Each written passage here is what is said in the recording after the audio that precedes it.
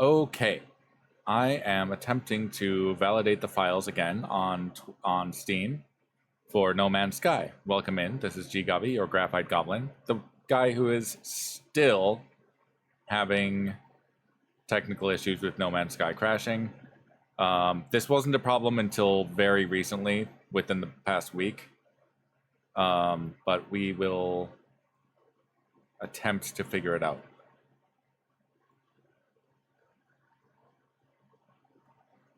It cannot be that my computer's overheating. It's right next to the air conditioner. I'm going to let it load. I'm not going to touch my computer. I'm not going to try and click anything because I know it gets very upset when you click extra stuff. I need a new computer at some point.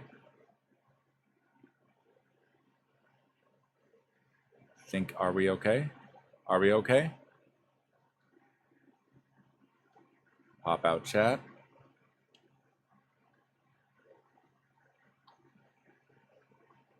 Okay. Welcome back. Sorry for the derp there.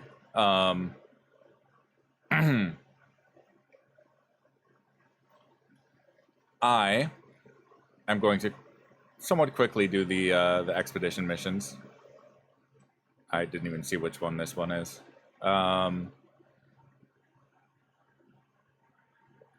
Leave the space anomaly. Ship may be warped to the mission location.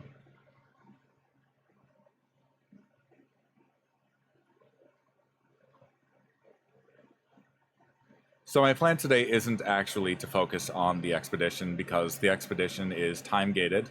I will be checking on it periodically, and maybe returning to it periodically because it has a rotation of how often you can do these things. It might be several hours in between though, so I am limited in how much I can engage with the expedition.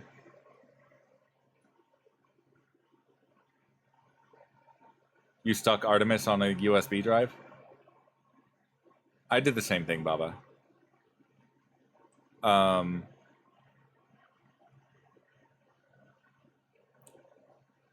Is there not more after that?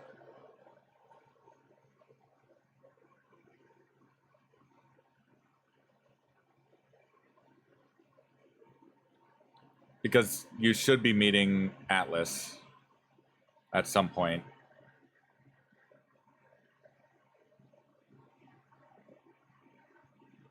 Oh, Artemis calls you every once in a while?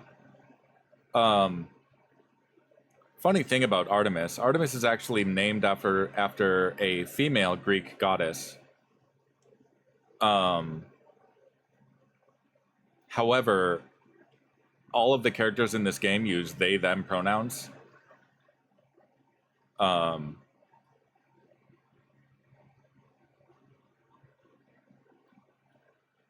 Sorry, I entered space combat.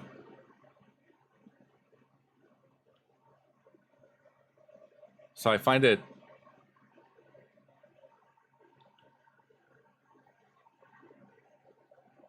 sort of fascinating how other players would perceive these characters not really knowing any of that. That's not me being like, you're using the wrong pronouns, jackass. No, I'm not. I'm like actually genuinely curious how male or female presenting Artemis actually is without already knowing the name Artemis is feminine.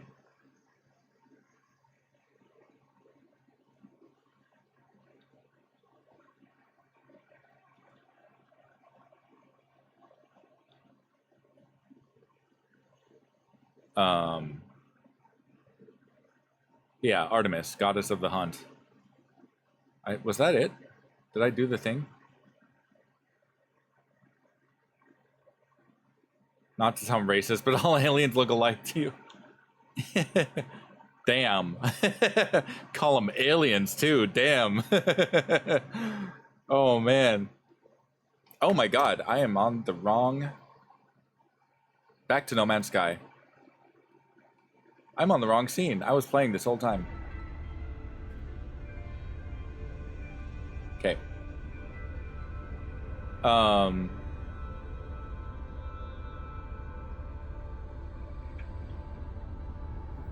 You missed all of that space battle, and it's probably for the best with all the camera spinning.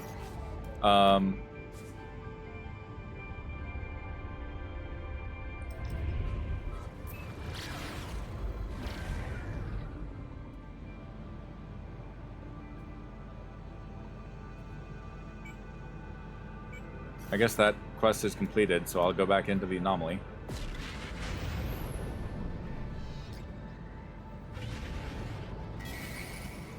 Oh. You know what? Whatever. Ah! Ah! Ah! Sorry, that got weird.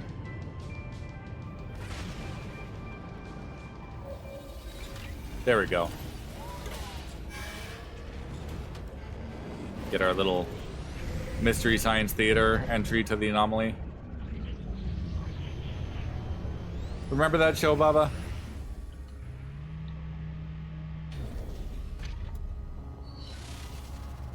Oh, I have an ad starting soon. Mystery Science Theater 3000.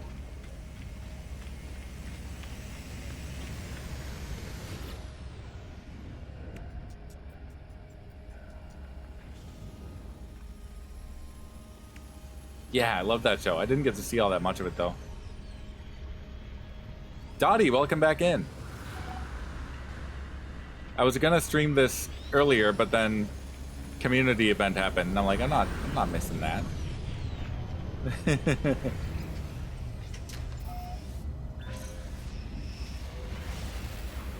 So this weekend, this is the last weekend before school starts. Yeah, you did the same thing? Yeah, for sure. I included you. I actually manually enter the users that I want the auto shout out to work to do that for. So I threw you on the list.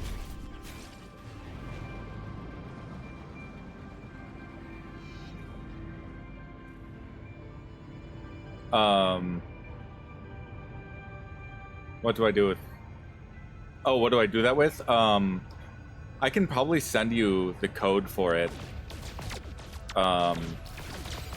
Another streamer friend of mine sent me the code for streamer bots to do that. And it would probably be like a really weird text file, but then you just input it into StreamerBot and it'll populate it for you. I was very confused when he sent me a text file that was like nonsense. You don't have StreamerBot? That's fair.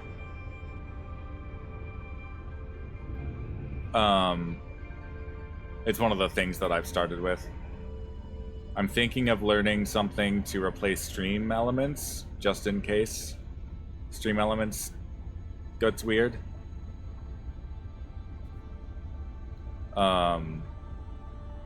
This way. And I'm going to school for art currently. This upcoming class over the summer is just going to be a ceramics class. I'm not expecting it to be especially hard, but it'll help me kind of get in the groove of all of the school's systems and website and all of that. Just so I can like kind of know where to look for things and also get more familiar with the school itself, so I'm not like scrambling from class to class.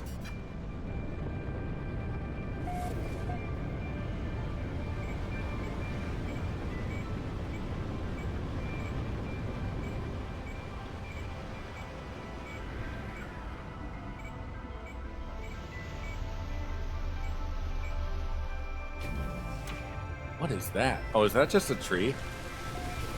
Or tree? It's a mushroom, but it's large flora. What am I doing? New planetary record, most toxic atmosphere. I am not.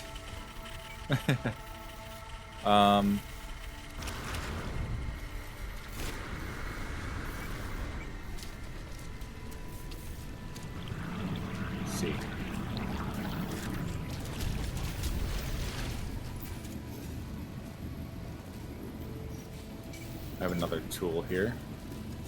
Toxic protection falling. This one. Gravitino coil.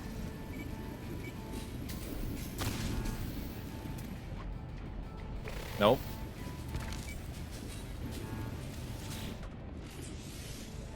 Technology prepared. Oh, interesting. I'm repairing this one? Why would I repair it?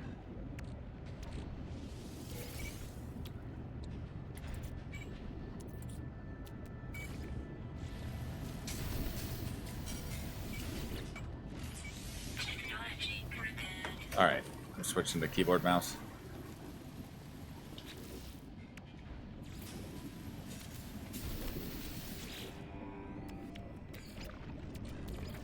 Let me know if my stream quality is crappy at all. My VOD and my clips from Repo earlier are really choppy. I may have fixed it in fixing what I just did to get my stream running just now. It looks fine? Okay.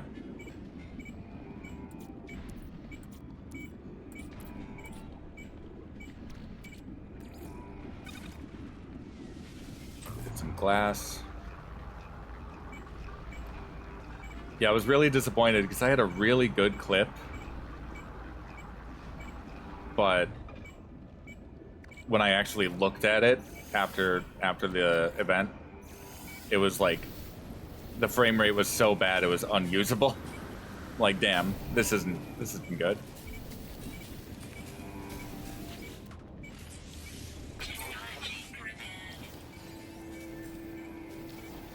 There we go. Explosive drones.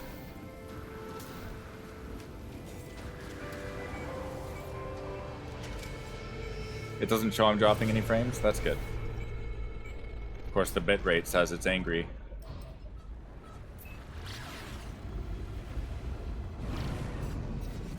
Although the way the bitrate reports itself, I'm starting to think that red means good and green means bad.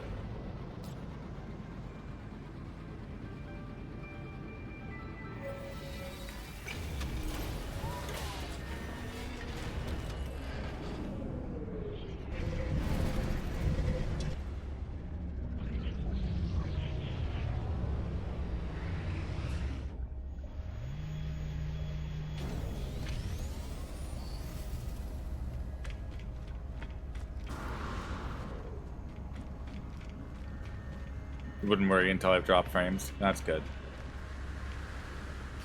On that subject, let me scoot that down.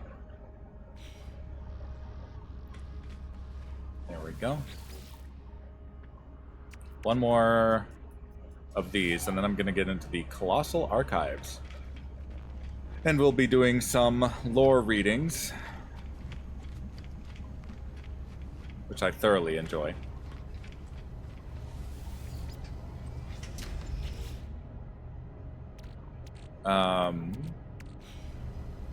Okay, leaving the anomaly again. On that subject, I reached out to, because I had D&D yesterday, and I reached out to one of the community members, because I play D&D with a larger community in, like, within 10 minutes from me, and they operate out of a church, and it's pretty wholesome. We break into tables, and yeah, it's actually really cool. I'm sure a lot of major cities have similar stuff like that. But I reached out to one of the members, someone that I know to be know to have like theater experience, and he's also just like a generally kind of a wild person. So I may have pitched him the idea of doing in-character karaoke with you know, various D&D voices. And he was like, "Can alcohol be involved?" I'm like, "Yes, okay." I personally don't drink. I'll drink socially, but I'm like, you know what? I've always wanted to do this kind of thing, and I'm not sure that I would ever get enough people to do it without alcohol involved, so sure. What am I doing?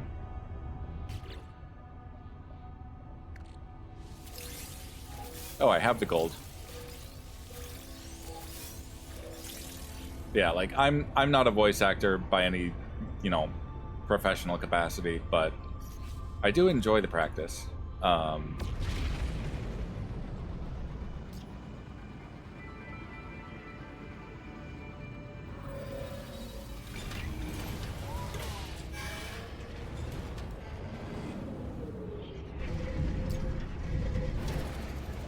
You know, it's one of my too many dreams. Whoa, whoa, whoa. Landing. Am I stuck?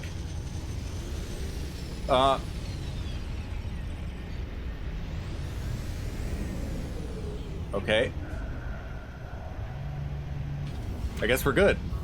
That was wild. That's happened to me like once or twice before, though.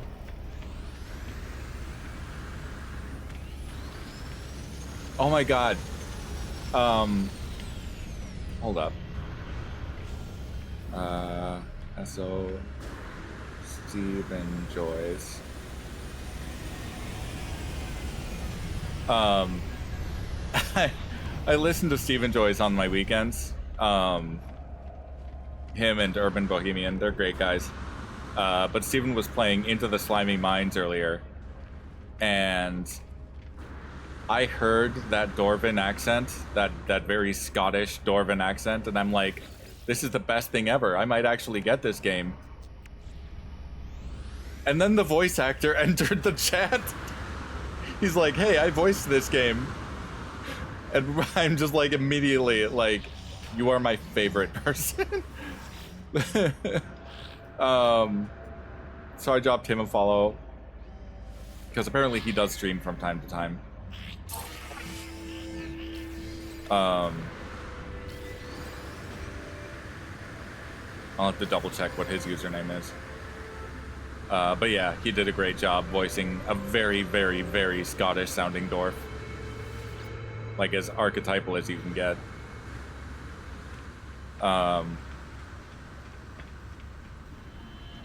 Okay, I think that's it for the anomaly missions. For the expedition missions. What is the leaderboard? I haven't really been paying attention. Weavers are still in first.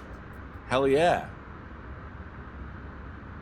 Man, sages are really falling behind.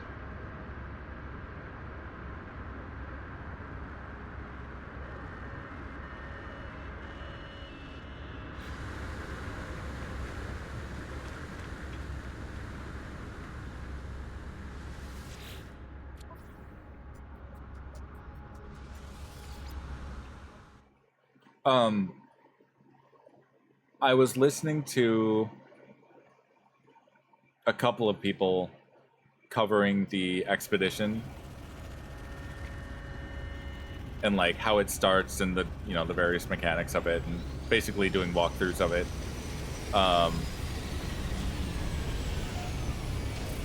And one thing I found out is that it puts you in a questionnaire to determine what team you're on. You're either the Royals, which are red, the Sages, which are green, or the Weavers, which are blue. Yeah, I said that earlier. Must have been, yeah, it was pretty cool. It's always nice to give a voice actor direct feedback and be like, you were awesome. But yeah, Royals, Sages, Weavers.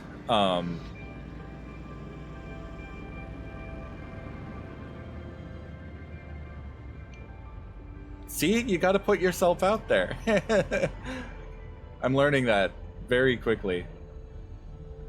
Obviously, you know, be appropriate about it, but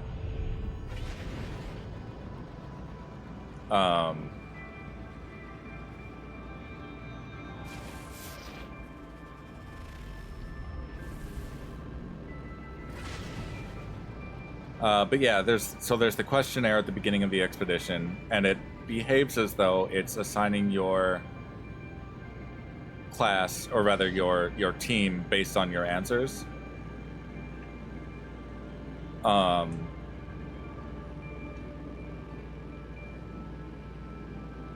But it doesn't actually. It's like predetermined either by your player account number, your Steam info. Maybe it's not your Steam info. I think it's probably your like No Man's Sky friend ID. It determines based on, you know, some factor within that. It could even just be the last number in your Steam ID. Or your No Man's Sky ID. Or it assigns it to you the moment you boot up, and it just kind of gives you one at random. But it's sort of obnoxious that it like kind of pretends that it's doing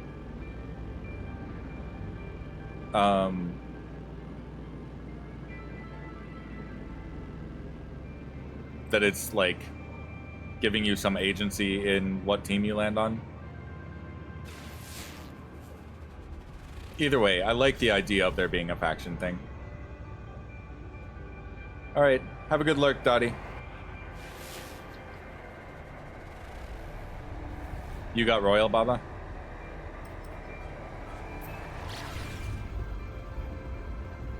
How does it feel to be in second place?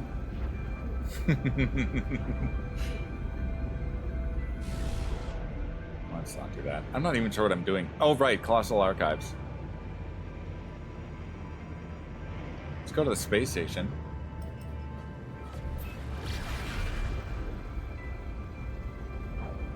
I'm honestly, like, not sure that I care which faction wins. I just think the whole system and concept is sort of interesting. You couldn't figure out how to use a refiner? Didn't the game teach you that, like, a few weeks ago?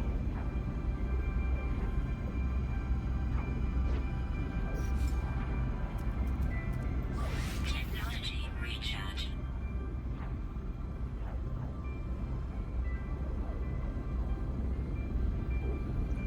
Oh! You were probably within the build radius of someone else's base computer, because they've been putting them down and making bases on the expedition sites. Some of them are like deliberate trolling to like block players from making any progress. So you might want to move like far enough away to actually use it. You couldn't find a free spot. Okay, yeah, that's really unfortunate. So you never really got very far in the expedition then, I assume.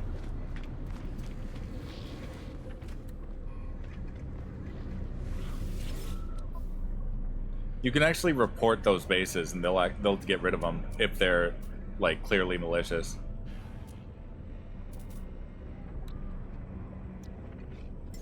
Product received. That's not what I wanted.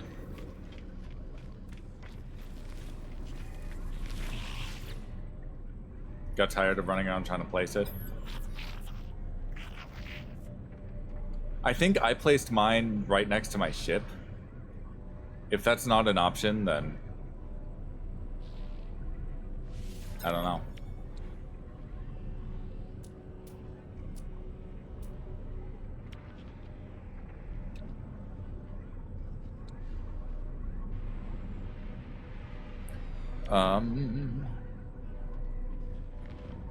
Let me do a quick Google search.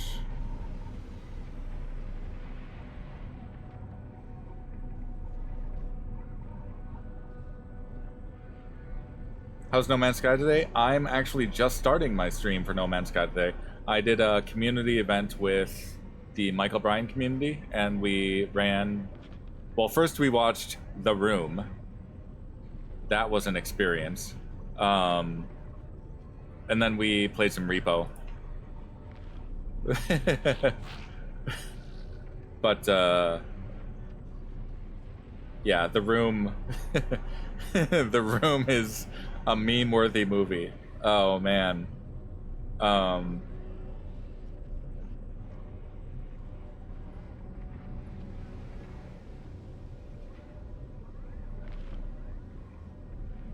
did not hit her.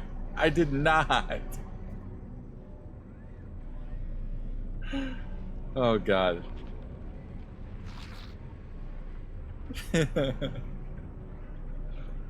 How are you doing, Urban? I was just talking about you. It already shouted you out. Good.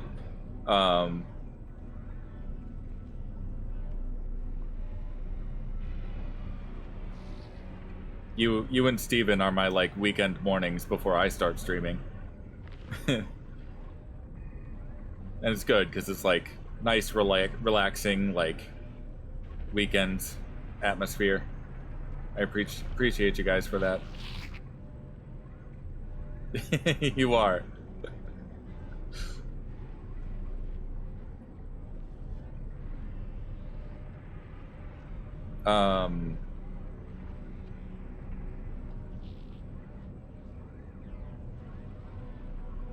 What am I I need to read. I'm like scrolling up and down the Wikia page, not actually retaining any of it because my ADHD is somewhere else.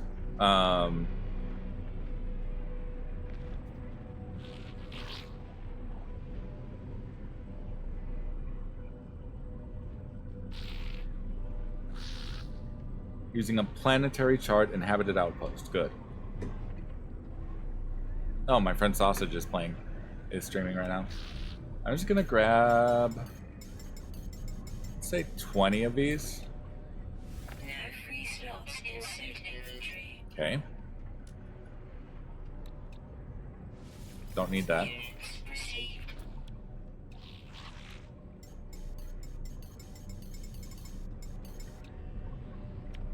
Let's make it 25. Product received. Nice. All right, let's get into some lore.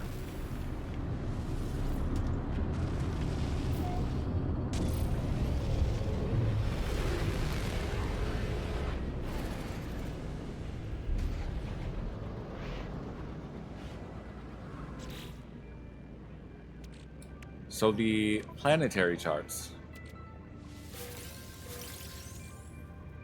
Where did they go, first of all? First of all, there we go. Observatory. The planetary charts usually have like a list of things each that they will choose from to generate for you or find for you. Transmission tower. But thankfully they are broken into categories. Minor settlement detected. Shelter detected.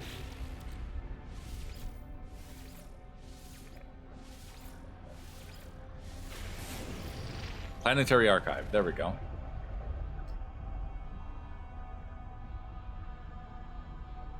Oh, it looks like a civic building. Like a, what's that building style? The Greek or like New Roman?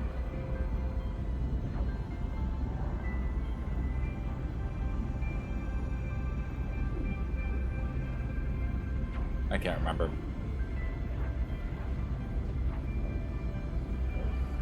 Like neoclassical or something. All of the government buildings like being that.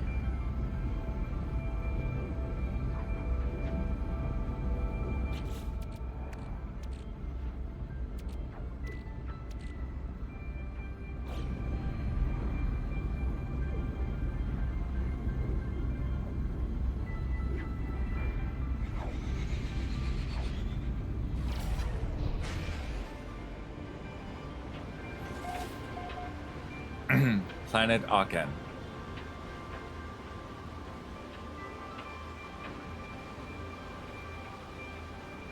Now, thankfully, these Colossal Archives have landing pads. Oh, it spawned in. Okay.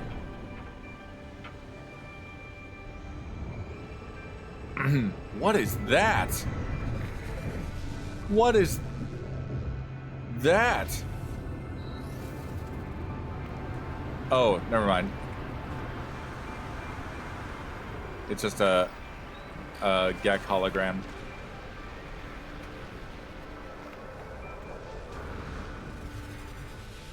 God, it reminds me of something out of Spore. If anyone else has played Spore, they'll know what I'm talking about.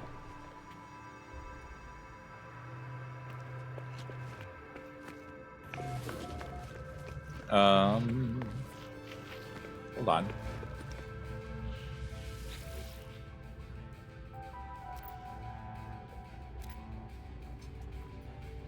Got it. Can't use that yet. Ah, gravity. You wish they'd make a modern Spore game? God, that would go so hard. Weather update. Storm clearing. Greetings, friend. Utax Malo Bear Gorge Idgen is Stotostio to all but Gek. Rofel Tolvi Krokop. There's that word I mispronounced last time. The Gek archive is intended only for its own species. Ancient audio equipment drones in a low frequency, seemingly expecting a voice command. Destroy! Archive access denied. Please retry voice command. Ship. Archive access granted. Decrypt archive. The archive selects from fragments of Gelivub, the diary of a famous Gek farmer from the 5th Lower Recession area. Entry number 5. The Overseer is upset with me. Demands greater yields for spawning pools. If we fail, all children are dead. Gelibub. Despair. Next record. Entry number 8. Little more than frostwort will grow in this place. How shall we thrive on dioxide? Next record. Entry number 12. Several hydroponic arrays seem to have been more successful than others, despite identical elements. No sense, none at all. Entry number 13. I asked Korvac's employees to perform tests on water, but they refused to go near it. Atlas End, they chittered. Silly Korvacs. Entry number 16. I have saved us! The water is the key. There is a lake. Sings song. Vibrations linger. Entry number 23. I am Overseer now. I will export this sound to other worlds. There is even talk of elevation. Cool.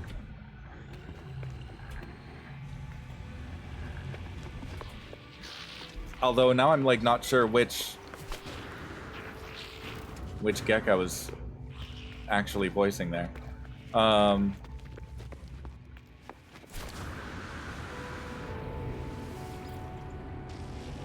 Alright, maybe we'll jump to a new Gek system. And maybe I should be tracking how many of these there actually are. Colossal Archive Lore Gek.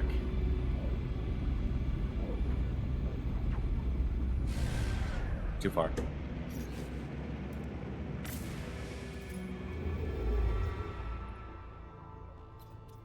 Can I not jump at all? Weird, it looks like I can't.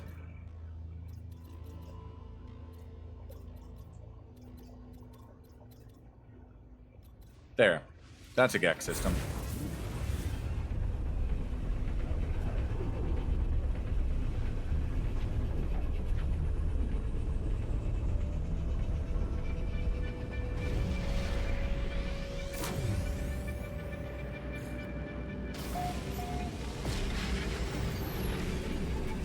Oh! Ah!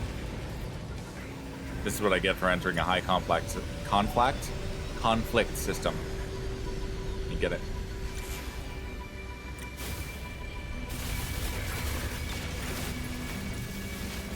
Much better. Hostile ships approaching.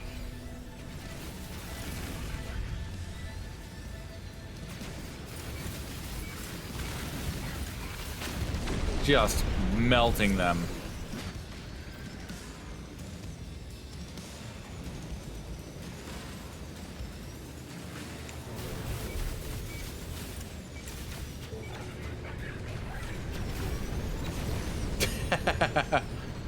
I am the worst. I mean, okay.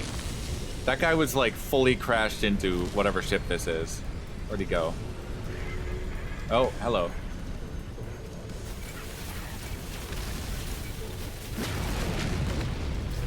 Once again, putting hard-working pirates out of work permanently.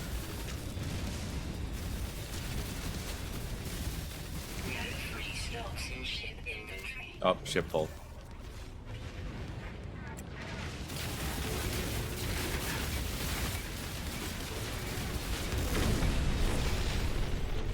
How much money do I have? 66 million? Nice.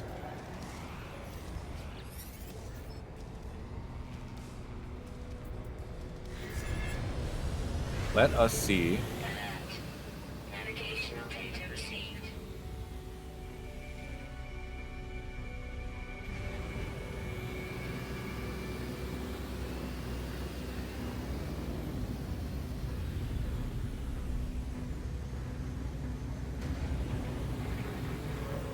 There we go.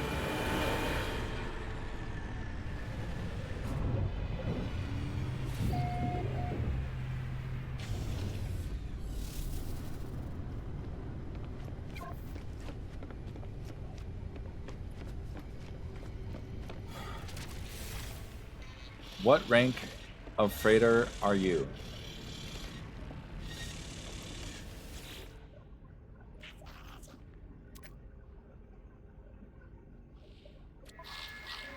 Class A. That is an upgrade for me. If I exchange... Yeah, let's exchange it. That's fine. Yes. This is my base now. I missed my scary pirate one, but maybe I'll get another pirate one later. That's higher rank.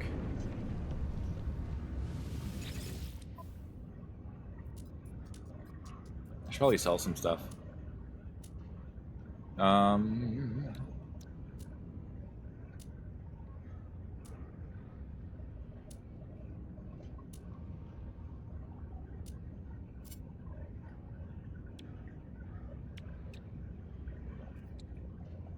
Sell that.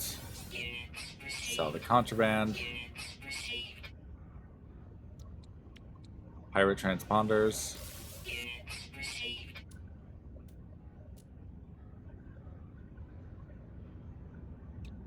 Ducting joint. Sure. I don't really need.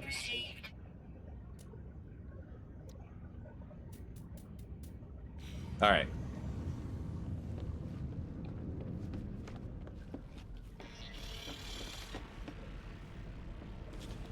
So last time on No Man's Sky, apart from the expedition, I did finish all of the Sentinel pillars. Or rather, get all the archive entries for that. And that was where I started to get really excited about the expedition, because I thought, wow, this lore is very relevant to the word hive, or bee. Or rather, this content was.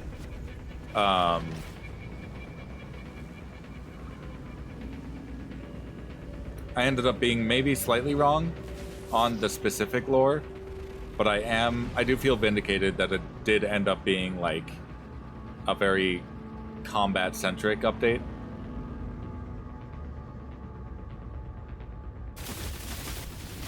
I'm hoping that what they do is add a ton of lore in a couple months when they do like the full update with the expedition content spread to the rest of the game.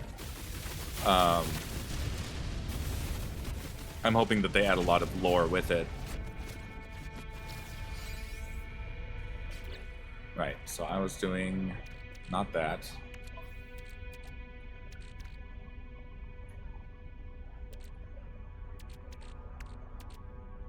Let's see. There we go. paleontological dig, if I'm pronouncing that right. Transmission tower.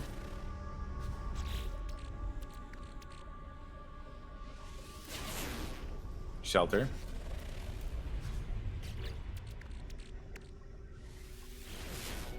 Minor settlement. Planetary archive. That away.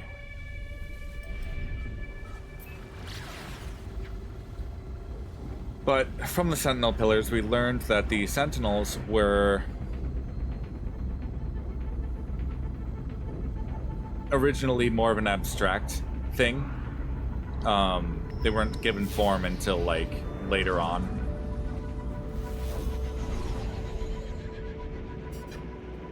That's weird.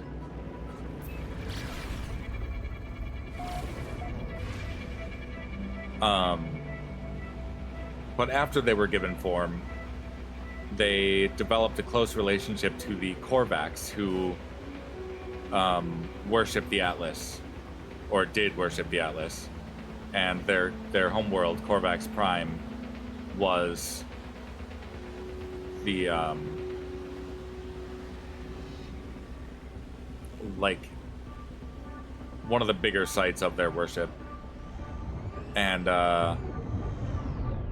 when the Gek came and pillaged Korvax Prime and basically enslaved the Korvax, melted them down for parts, those that they no longer needed or didn't want,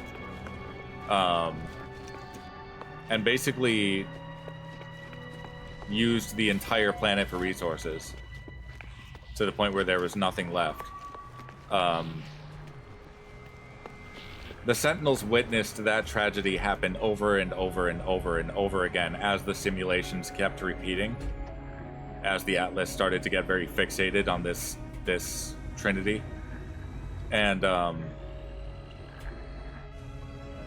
one point, the Sentinels, when faced with violence, began to fight back. Began to, retaliate and defend themselves at first, but eventually they started to enforce. And the Atlas didn't stop them. So they took that as consent.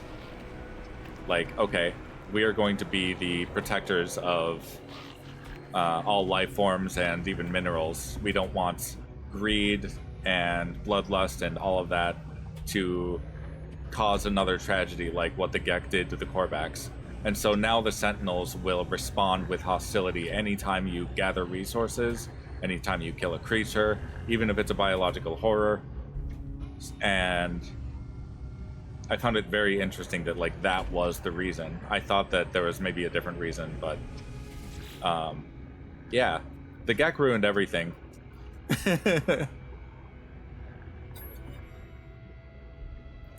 This Gek archive is intended only for its own species.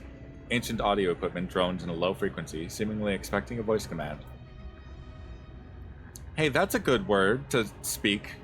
Hey, I just met you. Spawning. Archive access granted. Ooh, she opened up to the word spawning. Good. Decrypt archive. The entry is titled The 57 Laws of Profit. Thousands of words of Gek trade philosophy auto-scroll on the terminal. I stop and read a fragment. Establish friendly relations with all potential redacted. Many species vary in their ability to understand such attempts. Pheromones are not universal. Distrust is everywhere. Therefore, Pollux T recommends explicit reference to friendship. For example, Korvax friend, Viking brother, redacted ally. Note that Sentinels do not understand or express friendship. Any behavior to the contrary should be reported to the Trade Federation and considered an early warning of redacted. Trading partners must not be depleted of resources, or they cannot continue to trade. Our enemies must continue to thrive for Gek to achieve redacted.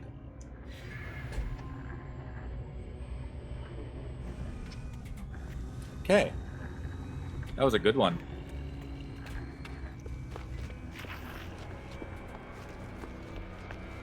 Which ones do I have? And am I collecting them in order? Planetary Archives.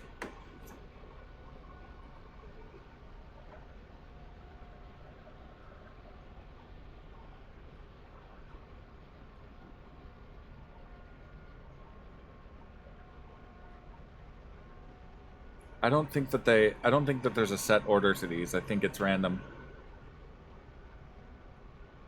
So I've done the 57 Laws of Profit. I've done Untitled.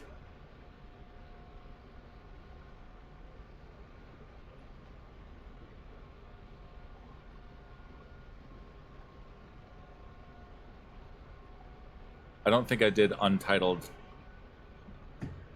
during a recent stream, so maybe I should reread that one.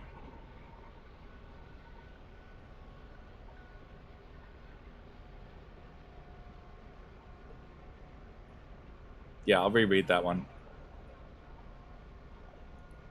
The archive classifies the entry of as a fragment of an investigation relayed to the Trade Federation before all contact was lost. A small segment. Pursued red robes into tunnels. For a while, there are no words in the audio file. Only sound from beneath the planet's surface. Strange, scratching noises echo in the darkness. Cries of pain issue from a familiar voice.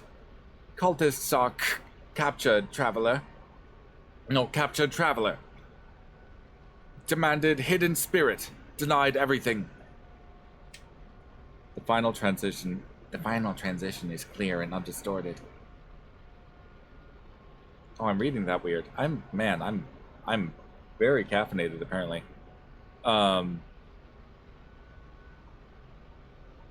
You send Gek upon Gek. You consider us criminals, born in a brutal time. But the robes of the last spawn are not made of blood. They are made of souls. They remind us of who we once were, who we could be again. Damn.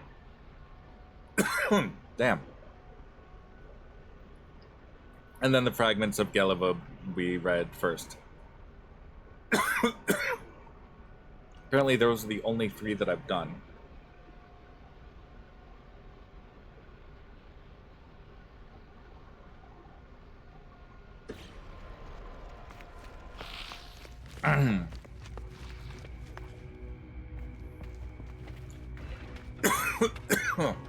Oh, my throat's being a little dumb again.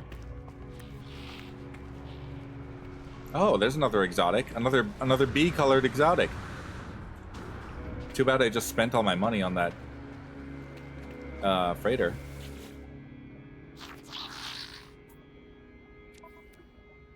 Oh, it's an S. Well, of course it's an S-class. The exotics tend to be S-class. And yeah, I don't have any money right now.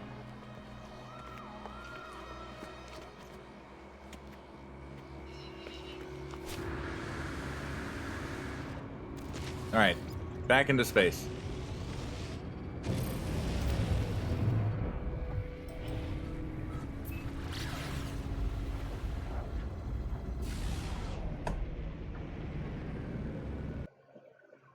I'm gonna attempt to do something real quick.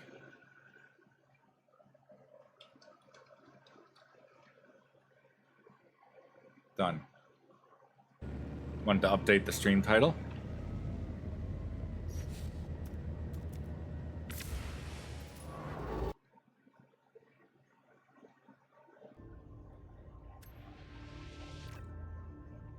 Hyperdrive has no fuel.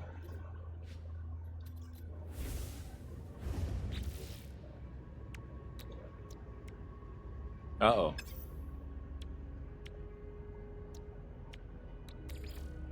Uh-oh. All right, I sent all of my... Okay. Space station.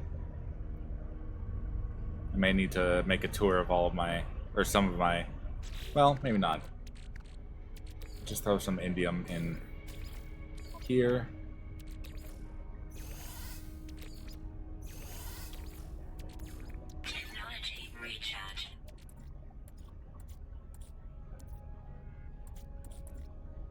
I have 2 storm crystals.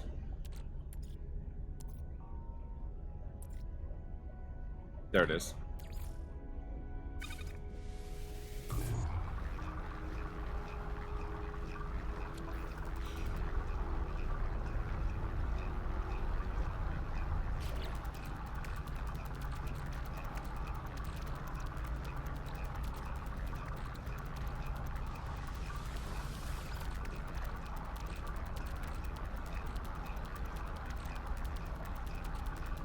Do I have enough carbon?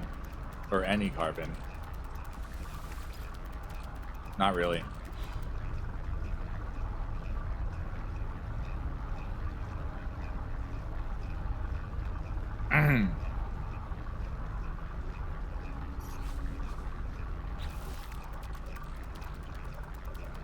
Suppose the next question is, do I actually need to leave the system? Planetary archive detected.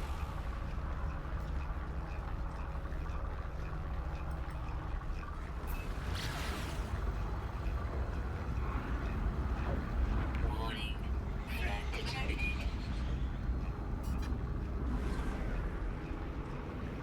Oh, fugitive starship detected.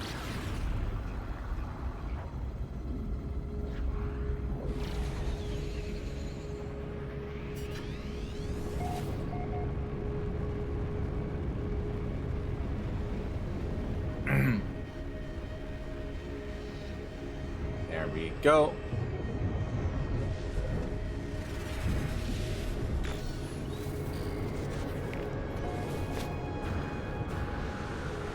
Oops, that wasn't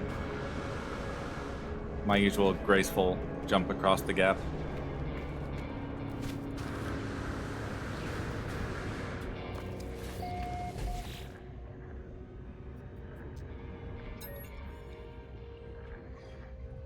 Alright, ancient audio equipment drones in low frequency, seemingly expecting a voice command.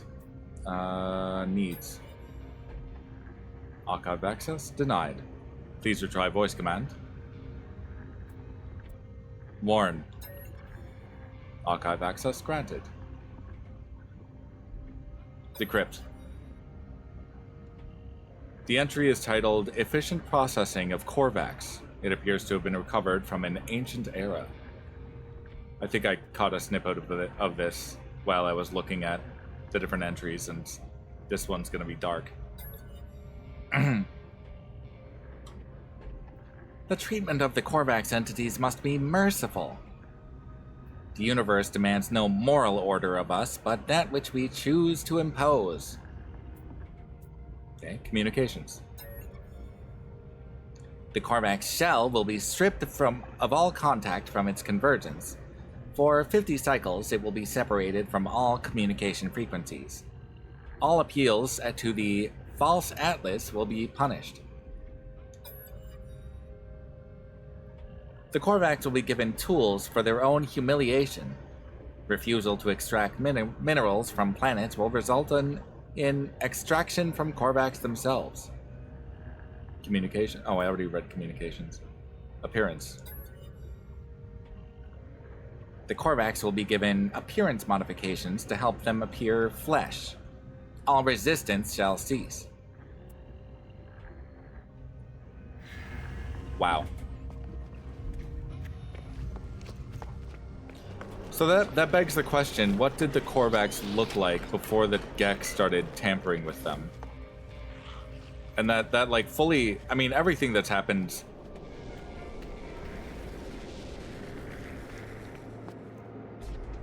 I don't know, I feel like there's a case to be made for the Korvax being justified in their genetic tampering of the Gek in retaliation.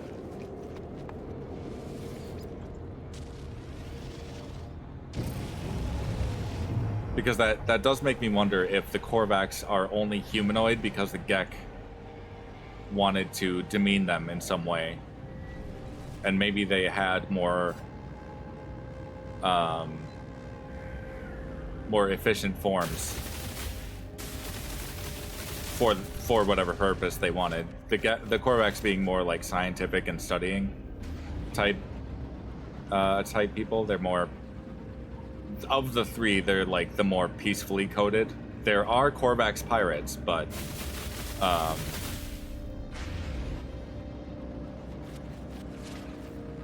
their broader, the broader history of their people is not one of conquest. I think I can call up another archive.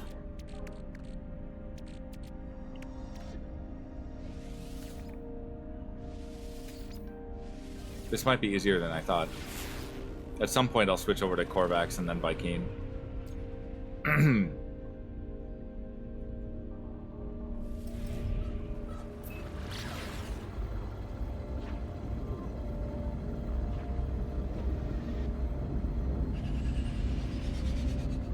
But yeah, the fact that they made the Korvax humanoid and then made them extract minerals and do their bidding with a multi-tool rather than whatever they were capable of naturally. And intended that as a method of humiliation, but also threatened that if they didn't extract resources for the Gek, then the Gek would just turn the Korvax itself into resources.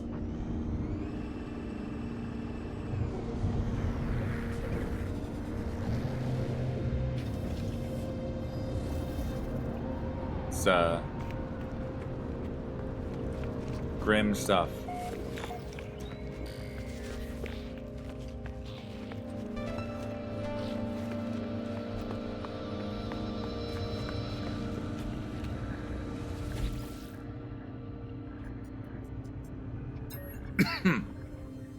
Ancient audio equipment drones in a low frequency, seemingly expecting a voice command. Destroy!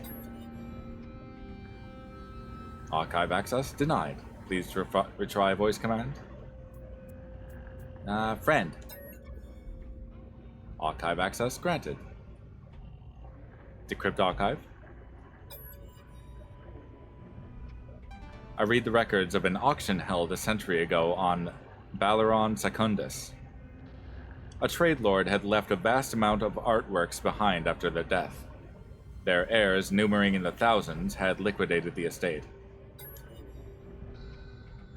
Next, we have the work of the craft Gek Sybil from the 5th High Recession.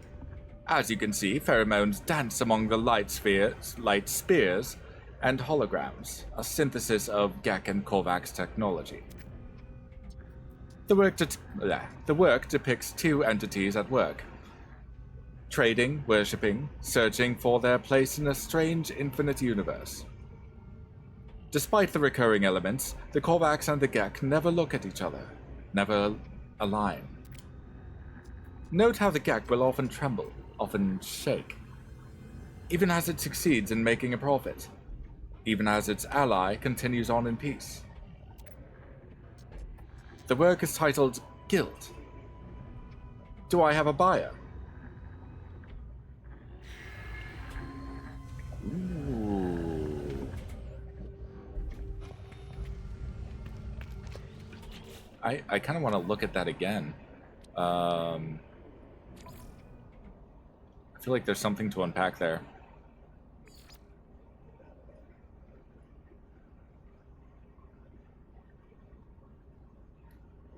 The work depicts two entities at work, trading, worshipping, searching for their place in a strange, infinite universe.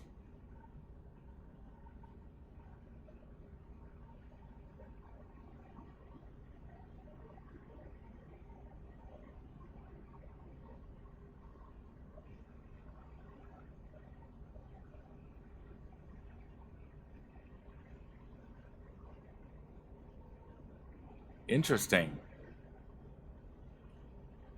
I'm wondering, is this a depiction of Polo and Nada on the anomaly? Or could it be that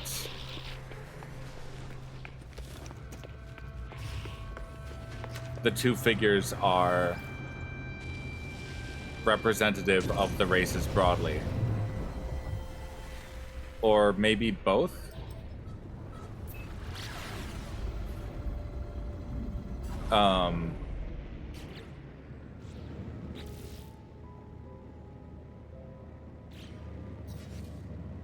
What was it doing? This one. That's the button. That's the button. There we go. Give me another archive. Planetary archive detected.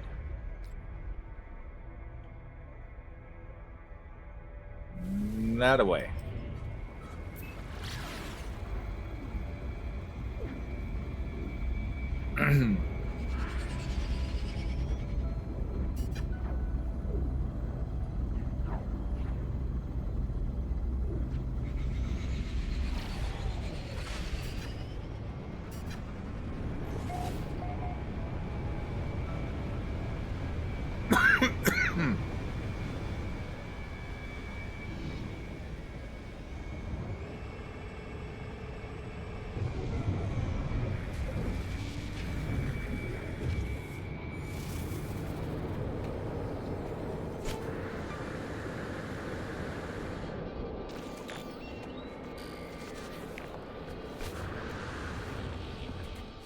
Let's try this one.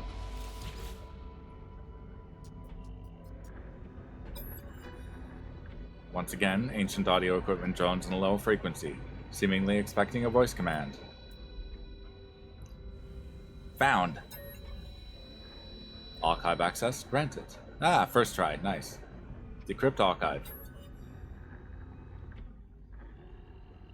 The record is titled On the Classification of Gek. It appears to have been created by the Vy'keen and stolen by the Gek as part of a vast hack. There is a vast list of Gek ranks and types. I read a short segment. Sales Gek. Confirmed, concerned more with profit margins than kindred. Short, brutal, lives on distant worlds and puny exchanges. Deserves death. Toil Gek? Toil Gek. Laborers. Often serving sales Gek. The lowest of the Gek classes. Potential for future rebellion. Can I not learn more?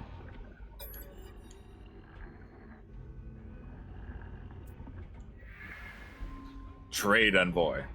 Princes of the Gek. Favored children of the lords.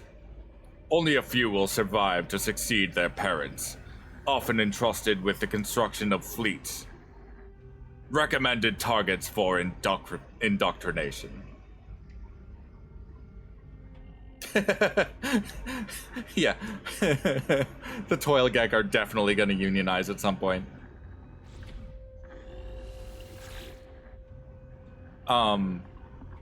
This does remind me a little bit of like the Dwarven caste system in Dragon Age, and maybe just caste systems in general.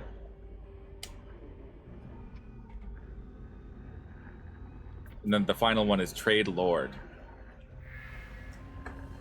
Trade Lord. Bold franchises over vast areas of space. Long-lived compared to the other members of their species.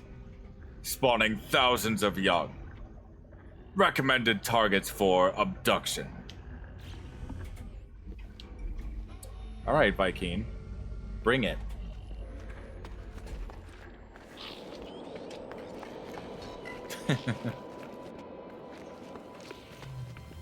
But yeah, so you have the sales Gek that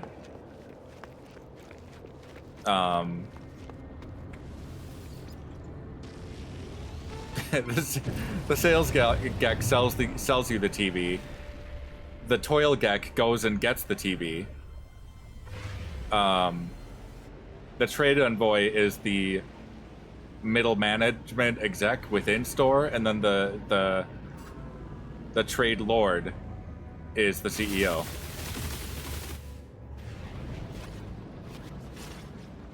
Hey Bugmite, welcome in. I remember you from Wolfheart FPS. I think I have a shout out for him as well. Can I do a manual shout out? I forgot. Bugmite, was yours the channel that Ewan's what was the other name? Snooze the ad real quick.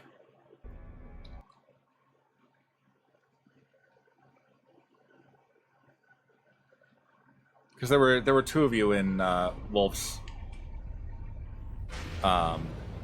chat the other day. And for myself, promos on the server, yeah. Yeah, Susan SF. Which one of you is the one that streams on Twitch? I can do a shout out right now.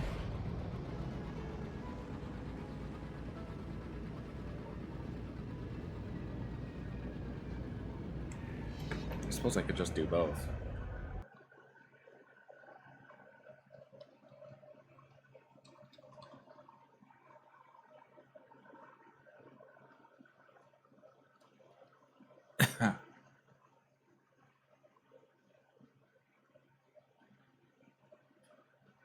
Okay, Susan's only on YouTube, or Suzanne's only on YouTube.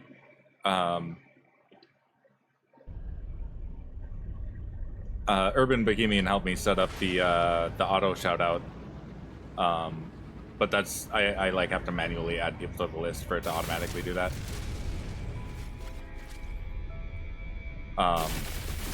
Because the one that I made myself was shouting out people that haven't streamed in years.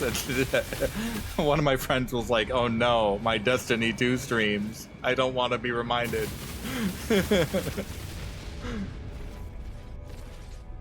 Only the worthy get the auto shoutouts.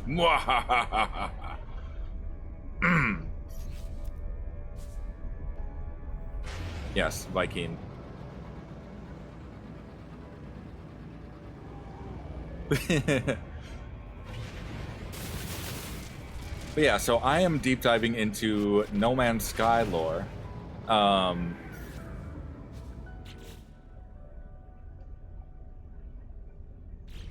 Let's see, I think there should be another one, unless I have all of them. Efficient processing of Korvax, 57 laws. Founding of the Federation I haven't read yet, nor the Conqueror. Oh, there's a few of these. I thought I read that one, though. Maybe I did that on the expedition.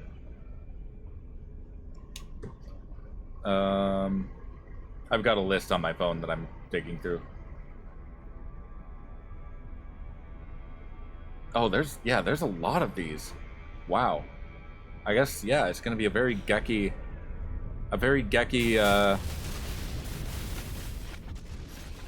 stream. And then tomorrow I'll be doing Korvax and Viking. Okay, Pirate, what are you worth?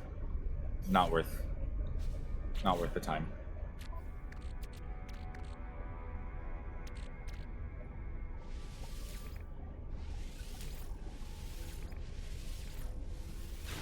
More archives. That's an observatory.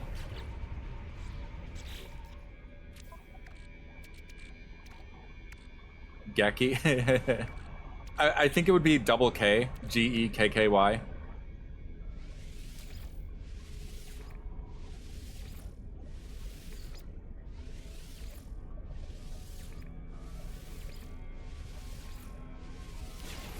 There we go. Another planetary archive. Thither.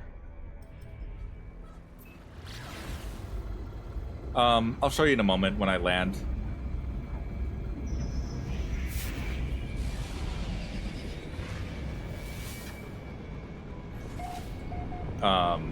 What I mean by Gekky.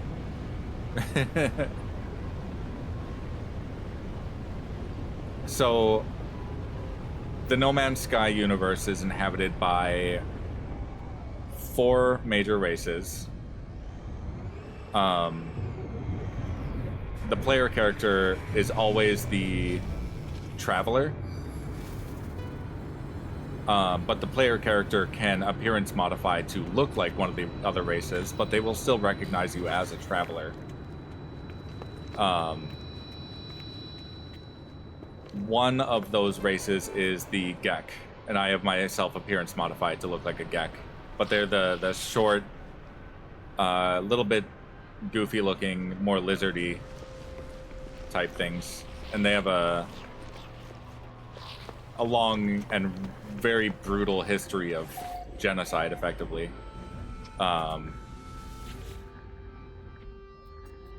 So I'm digging through their history. The GEC archive is intended only for its own species. Ancient audio equipment drones in a low frequency, seemingly expecting a voice command.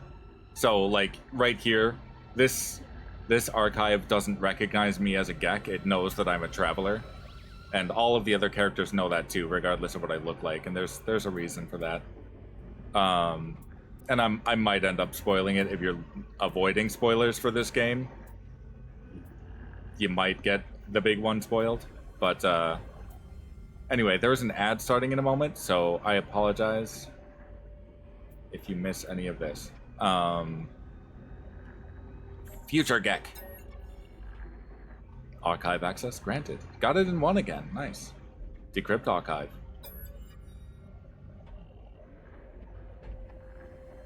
Wait, I already read this one. This entry is titled "The 57 Laws of Profit."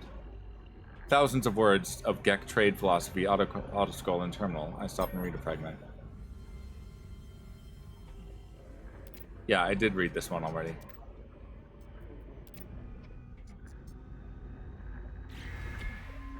Okay. So that's upsetting. There may be some repeats. Maybe I can mitigate that by going to another system entirely.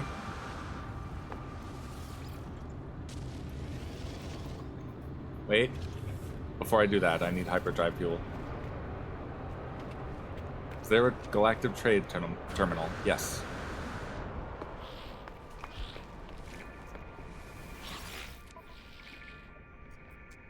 I need...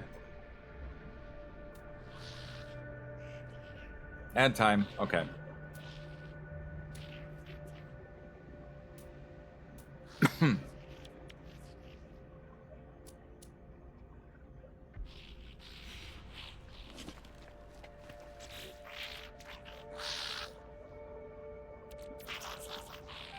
Why are these broken?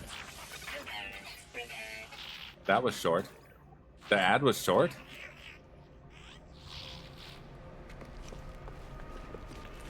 Weird.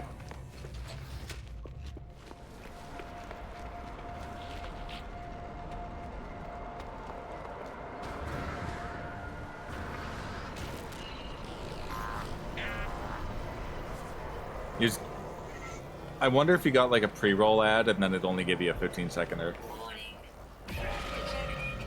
Pirate attacked on Colossal Archive? Okay.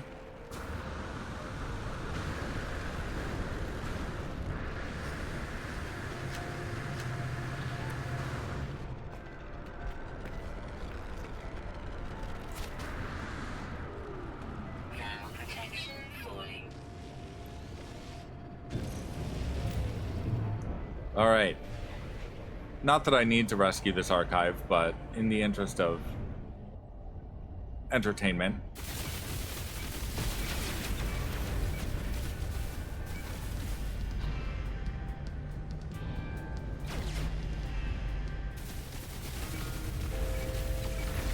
Got him.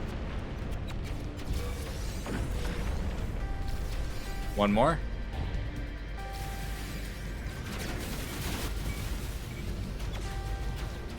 Got his shield down. Got him. Thick, welcome in. Have you been? Did you say something in chat earlier? Oh, maybe you did earlier today. In and out? Okay.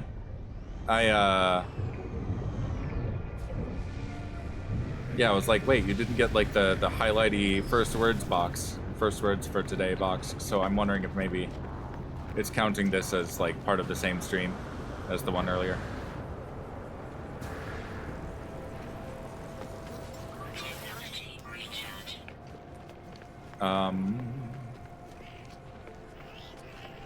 Yeah, so the expedition, it's a 12-hour thingy? Good to know. So the expedition that just released for this game. It's sort of like a seasonal event almost, but it's like...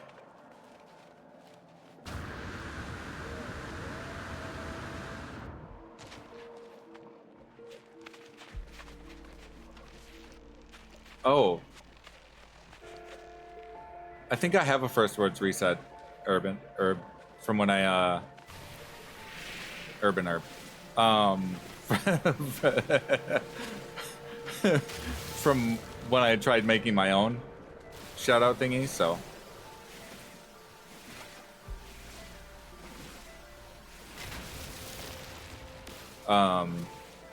By the way, since I have you all here, if you see anything funny worth clipping, I've opened up clipping to everyone. It used to just be moderators and subscribers because I was a little paranoid at first, but now I'm just like, you know what?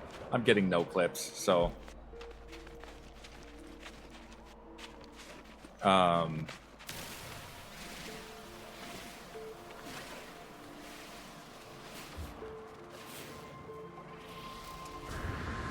It feels a little awkward clipping stuff myself, like, I thought that was funny.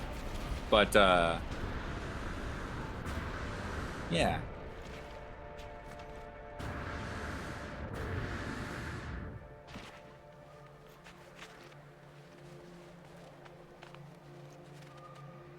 So I have it set up, and this is something that I built. Oh, you have to clip when you think it's funny. For what it's worth, Herb, I also, while working on that, made a voice command to make the clips. I almost said the voice command. But, ah!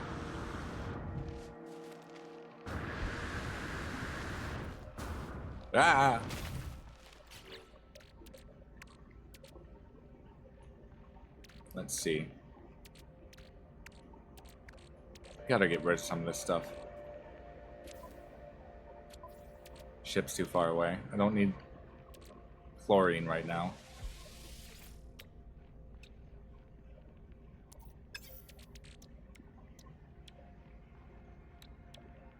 You haven't turned on your voice recognition yet?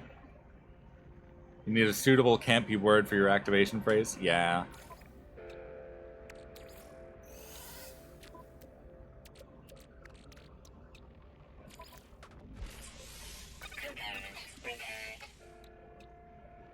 I don't know that it's actually recognizing my voice or if it's just recognizing the speech itself. Pumpkin spice? Listen.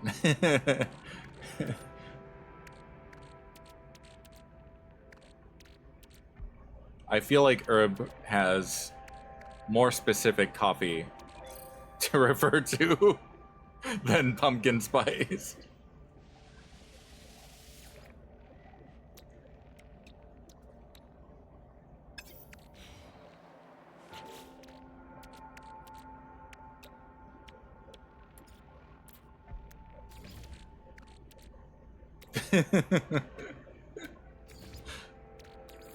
Okay, finally. Let's get my ship.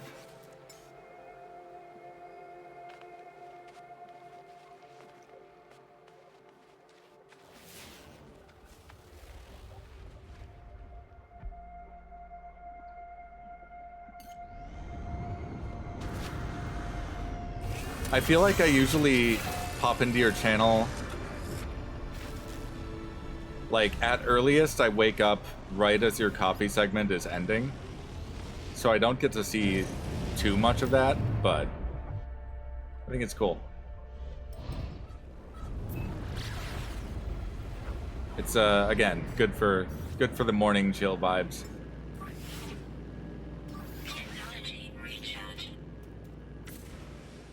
But yeah, so exclamation point clip in lowercase will generate a clip for you.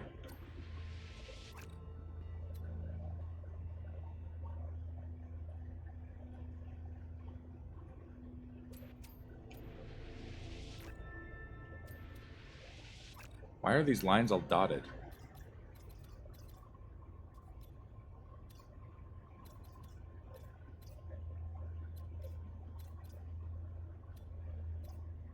There we go. Gek, high conflict.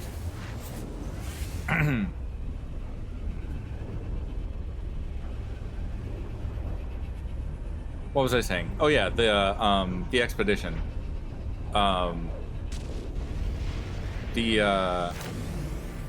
So they have a big expedition going. What? What?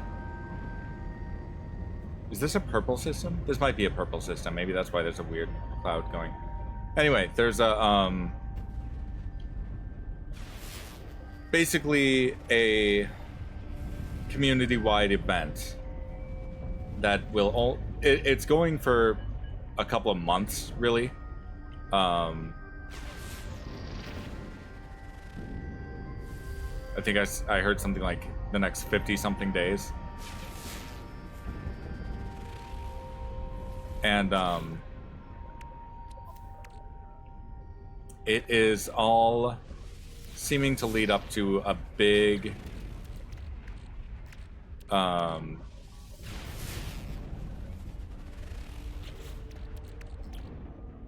another big update over the summer, because apparently it's like usually the summer is when they release their biggest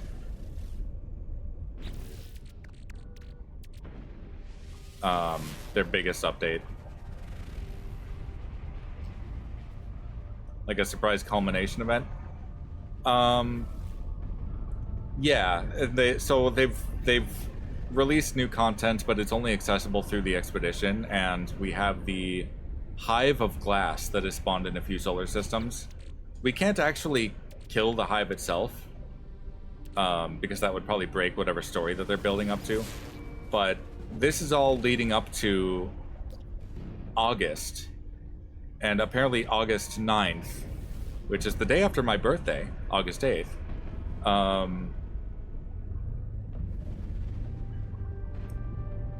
August 9th is the 10-year anniversary of this game.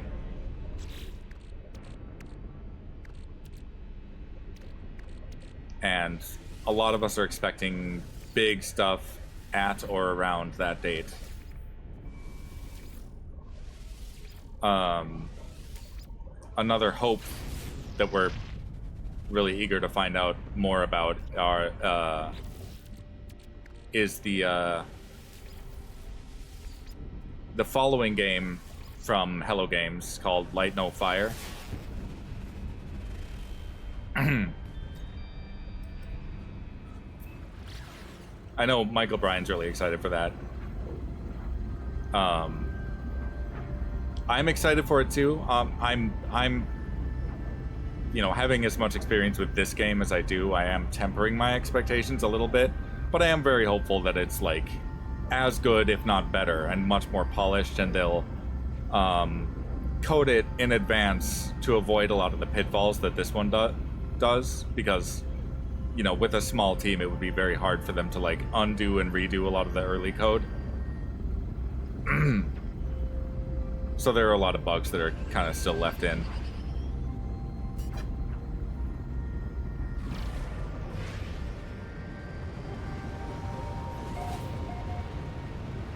Fortunately, given the lore of this game being what it is, the bugs are actually a feature, and they are actually pro-immersion rather than anti-immersion.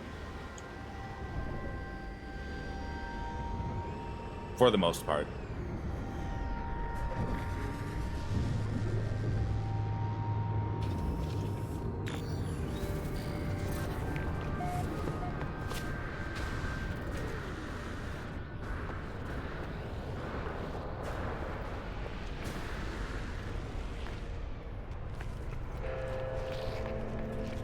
Alright. See if I get a new entry from this guy.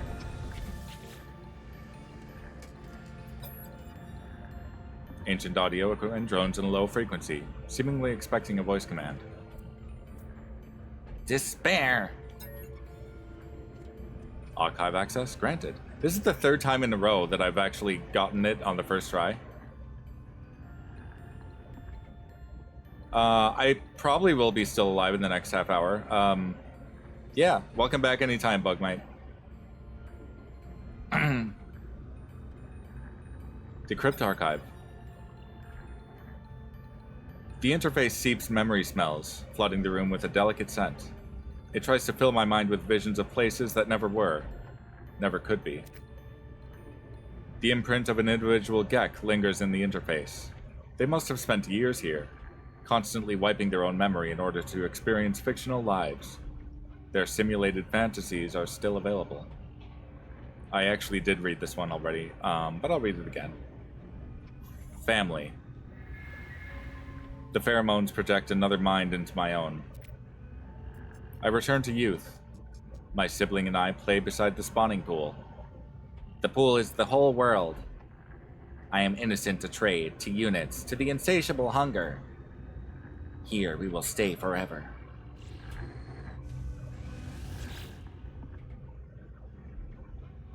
You're just kind of hanging out while you watch YouTube videos and stuff? Well, you are welcome to do so.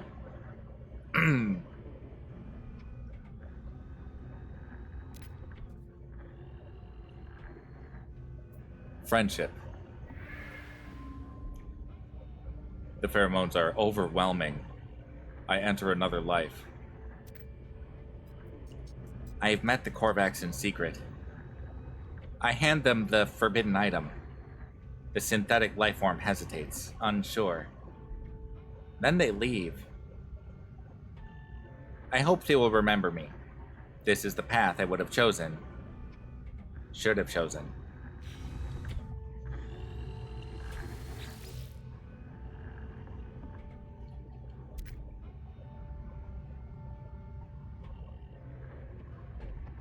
You found a super good documentary about the Memphis 3 and them being found guilty because of satanic panic BS.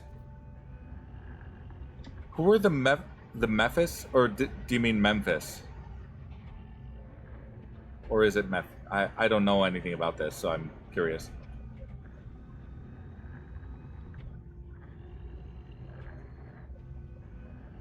Yeah, do tell. Home. The pheromones paint images up from a simulated life, a Gek fantasy. I am the one chosen to help the traveler friend. The contracted, the significant, the overseer. There is a home in the universe just for me, and I will never want for units again. Okay, so that, I'm pretty sure that was the overseer then. Again, when we...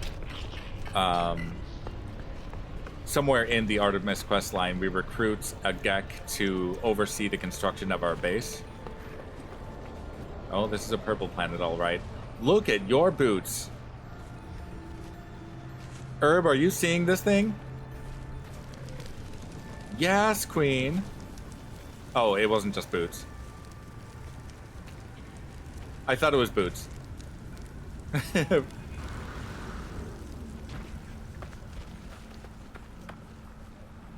So in the mid-90s, 3 teenagers who listened to... That's a serve regardless? Yeah. What is happening to my ship? I think it's just a weather event.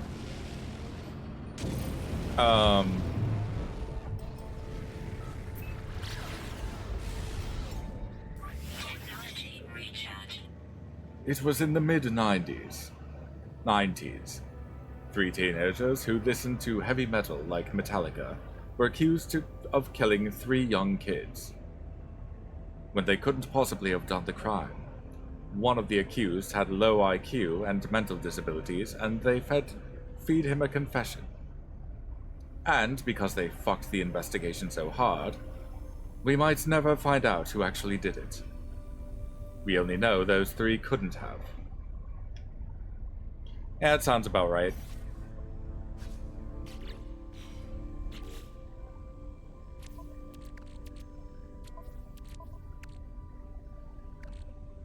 I'm...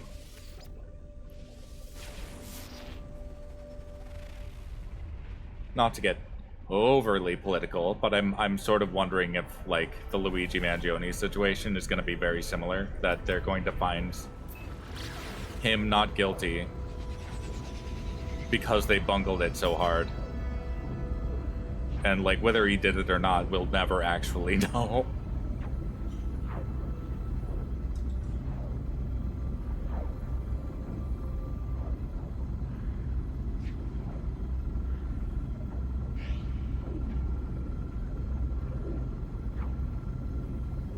There have been a few like that.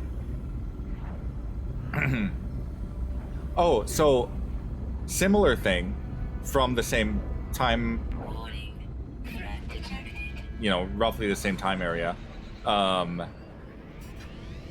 You were a teenager in the early 90s and listened to heavy metal and the satanic. Yeah. Yeah, I can believe it. I remember, I mean, I was a very little kid during that time. I was born 1987. So I'll be 38 soon. Or no, I'll be 39 soon. Oh my god, the denial is real. But yeah, I will be 39 soon. But the I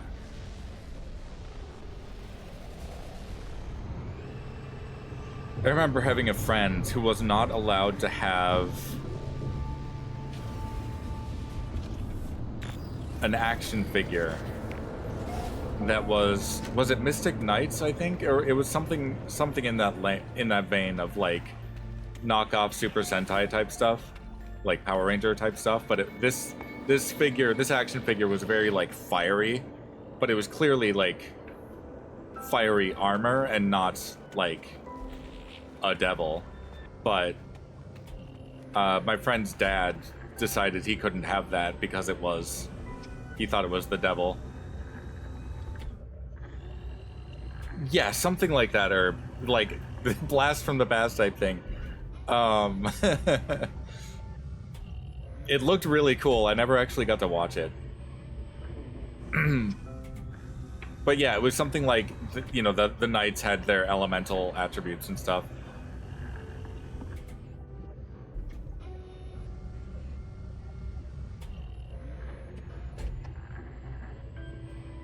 Yeah, it was really real. It was really bad. My family, with the exception of my dad,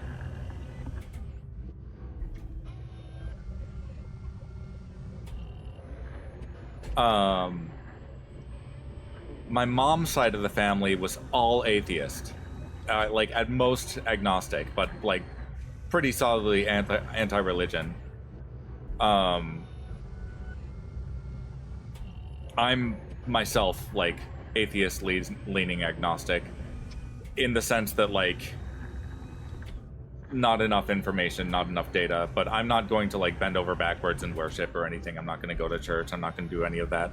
And man, did I feel othered by basically everyone for that. Whether or not they were actively doing that, like there was this sense that like, oh, those are the normal families that like go to church and whatever. I don't remember getting really harassed about it though, all that much. You and your friends played D&D First Edition and listened to Slayer and Metallica. Some kid got hurt and pushed off a dock, and the cops brought you in and tried to railroad you based on D&D and having long hair. Yeah, that sounds about right. I am actually really appreciative of Stranger Things for doing a pretty good depiction of that in one of the seasons. I forgot which season it was.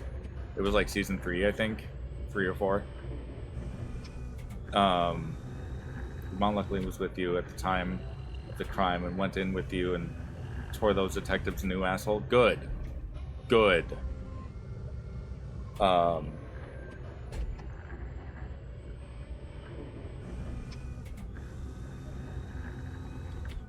But yeah, like, my dad was technically Christian and he would go to church and everything, but he wasn't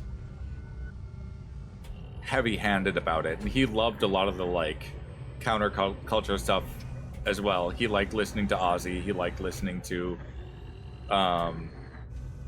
he still reveres Beavis and Butthead. My dad's a real character. And like, you know, my parents were letting me play Mortal Kombat when I was like 8 years old. Like there was no real concern about me not being godly enough. So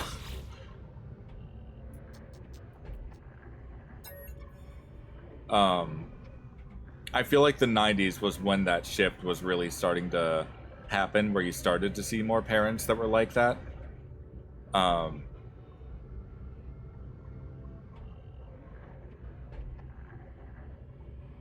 I don't know, it's wild. Ancient audio equipment, drones in a low frequency, seemingly expecting a voice command. Distraction! Archive access denied. Please retry voice command. Surprisingly, your parents were very open-minded for the time, despite Dad being a colonel and your mom being a teacher. That's good. Yeah, I mean, my mom was a psychiatrist. My dad, I think at the time he was working at one of the music venues here, like orchestral venues here. I don't remember exactly what he was doing. He eventually started working for the banks, but yeah. Technology. Archive access granted. Decrypt. Oh, it's the 57 laws again.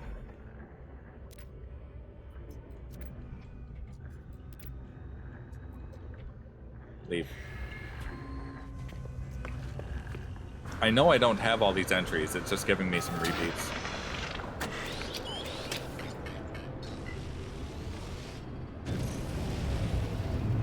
Your parents have always been super awesome? Yeah, that's good. You know, it's... When I look back on it, except for maybe my dad, and I'm not even sure that he would have cared all that much, but like there was no reason for me to stay in the closet as long as I did. I think part of it was that I was bullied so hard and I was so afraid of ridicule even.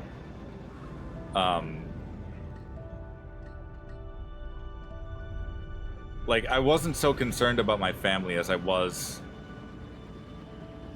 everyone else. But I didn't actually come out. Yeah. I like very casually came out to my mom and she was like, oh. I just like dropped it mid-sentence at some point and didn't skip a beat over it or anything, and she was like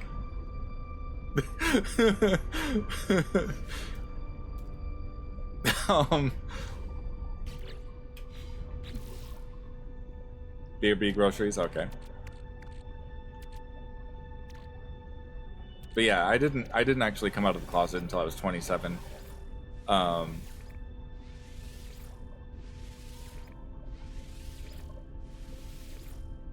I think some part of me was still clinging to that delusion of there being a nuclear family, for one thing. I've evolved past that by a long time now. I have no interest of having kids. I have no interest in being married even. But up until, you know, my mid-20s, I was still kind of trying not to jeopardize that. And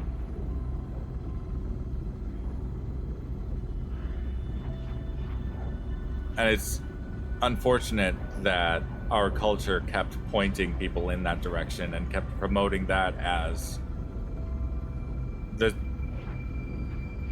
goal of having your 2.5 kids and your wife and your white picket fence and all of that.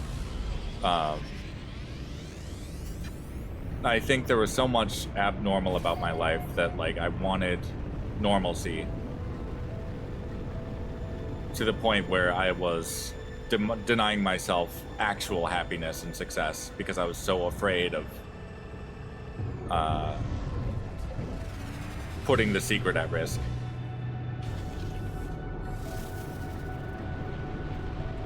Not that, you know, not that I was really hiding it all that well. Which is a common gay thing, like, oh man, I'm pretending to be straight so well, yeah, football! No, we knew the whole time. Oh, fuck!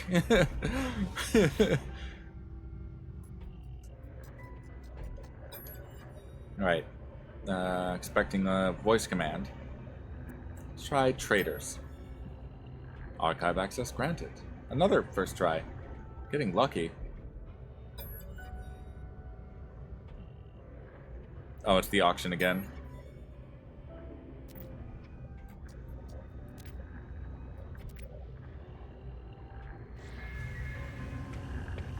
I'm probably gonna have to go buy more cartographic data from the space station. You, envoy. No.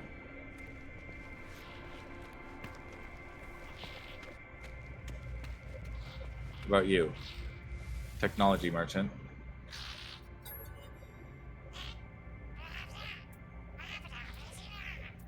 Blueprints. Oh, I already know all these.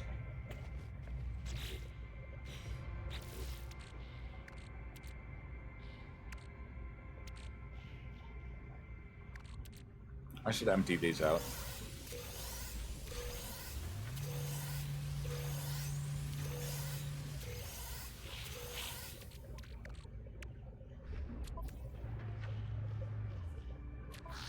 But yeah, like it's strange because like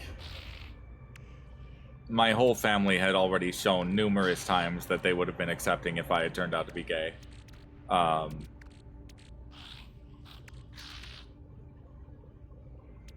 So like it really wasn't about their opinion.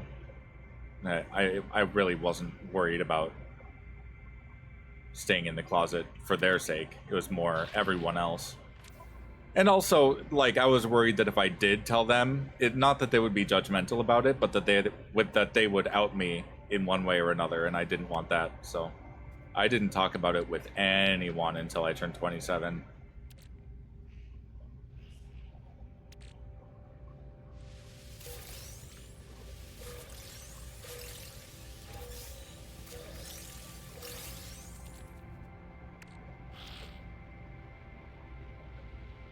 And now here I am, wearing a tank top that says queer AF.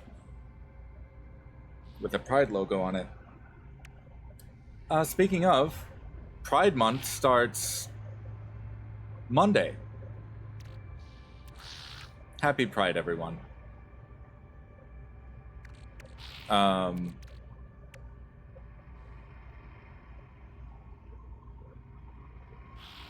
Maybe I should arrange my plushies in chromatic order.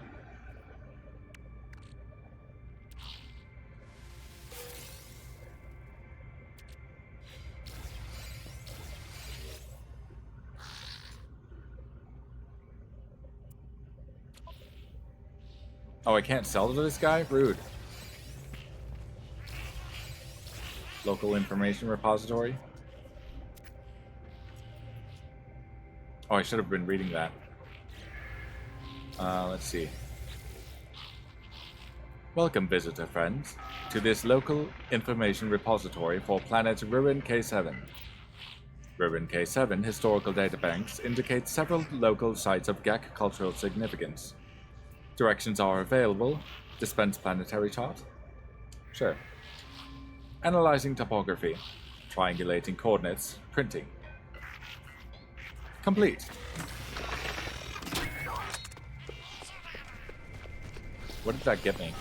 Oh, an artifact chart. Okay, I don't really need that.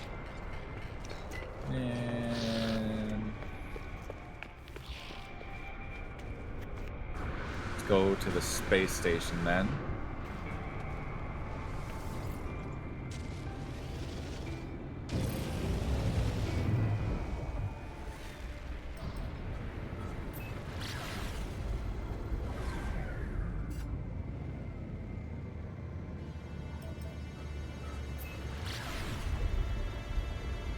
Yeah, like my sister was going to Pride for a long time. She had gay friends. But I think also she just enjoyed the party. And it was, you know, Pride is a very uplifting atmosphere. She would take the dog, walk around Loring Park, the big one we have in Minnesota.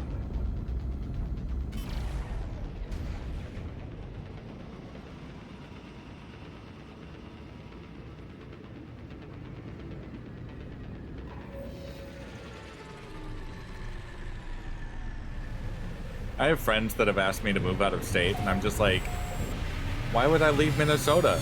Or, you know, the Twin Cities Metro. We're so gay here. I know there's gays other places, but...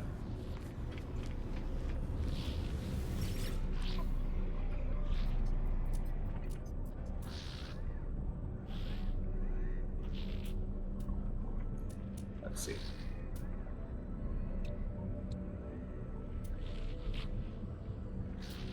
Why did I come here? Oh, yes.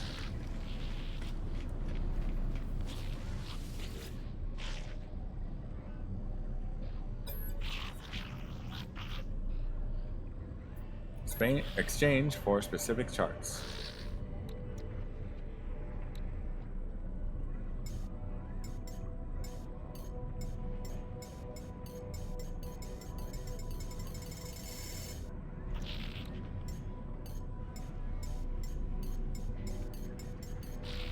Oh wow, I'm kind of getting low on these. Product received.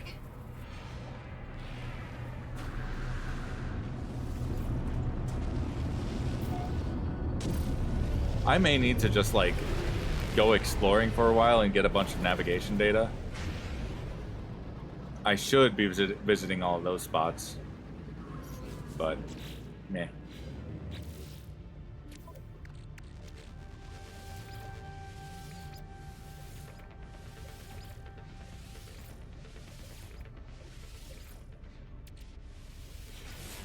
There we go. Archive.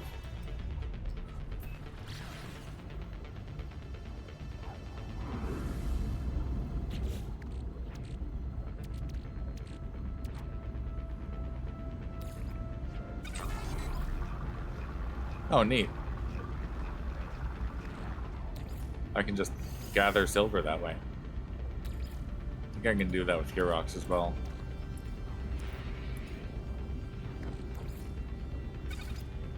Yep. Never run out of silver.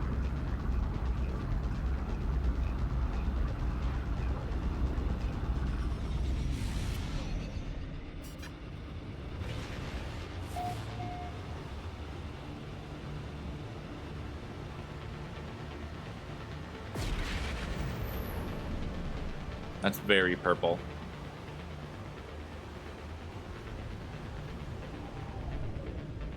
This landscape is aggressively purple.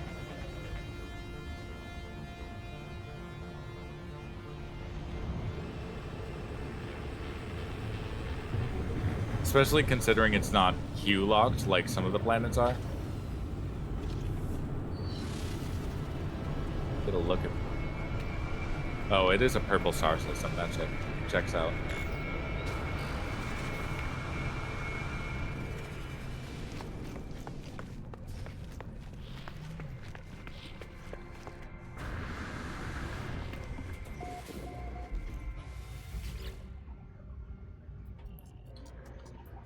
All right. Expecting a voice command. First, archive access granted. Decrypt archive. Oh, we already read this one too. Leave.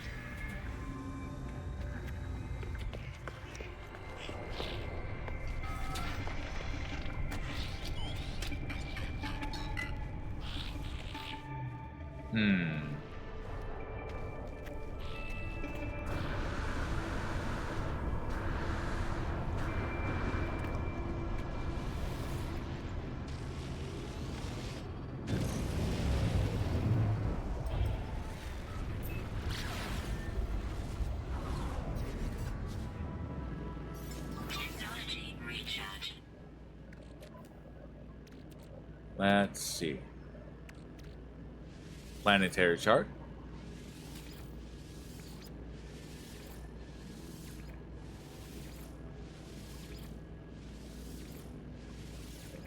Come on. Archive. Hostile scan detected.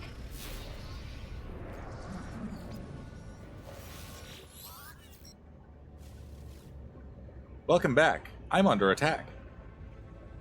Friend, did you not know this trade route belongs to us? Pay the penalty, fine, or suffer the consequences. I refuse, sir. You persist. Very well, then. Suffer the consequences of your actions! Hostile ships approaching.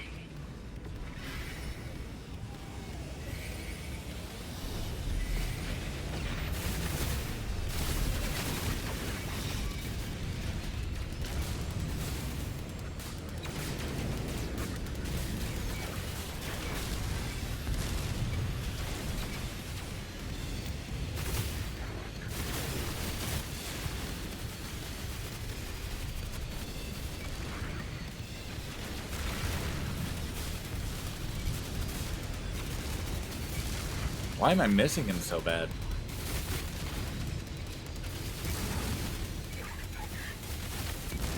There we go.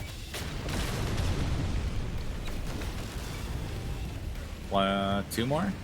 Or one more?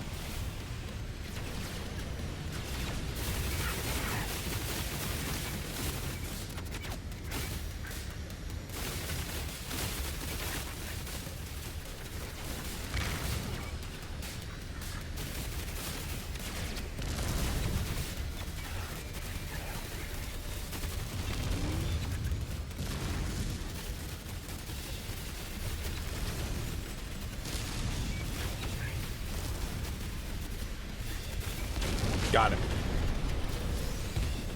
Hostile ships defeated. Nice.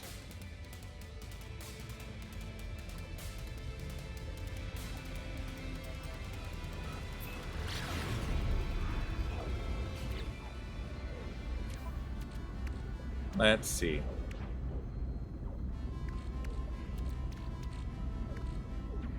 Probably put this back in the refiner.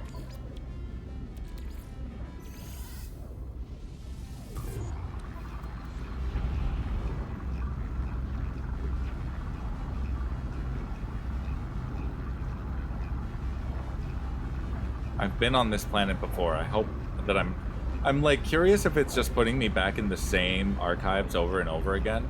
Maybe I should drop a beacon and see if that's actually the case.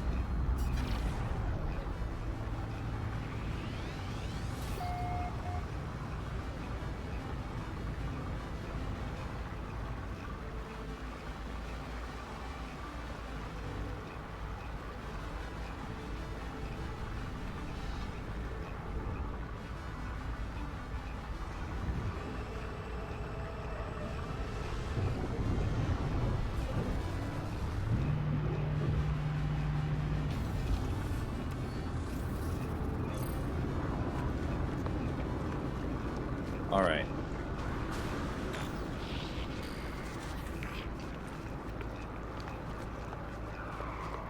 Up we go.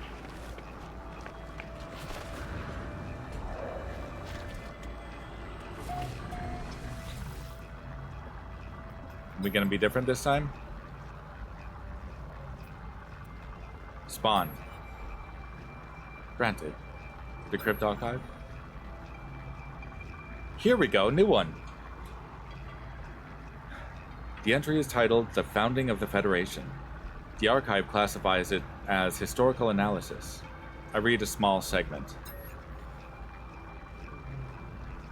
The circumstances of Gek reformation are still unclear, even now. Untold generations have passed since the fall of the first spawn. Even so, there are extant archives, scattered recollections of those early days. Less than 4% of the Gek population possess any desires to learn about their history. Less than 0.08% identify with the goals of the old empire. How can there be no record of this seismic changeover of power and philosophy? Not even with the Korvax, whose minds are as machines. The Archive Project must become imperative. To recover what has been lost. To safeguard what remains.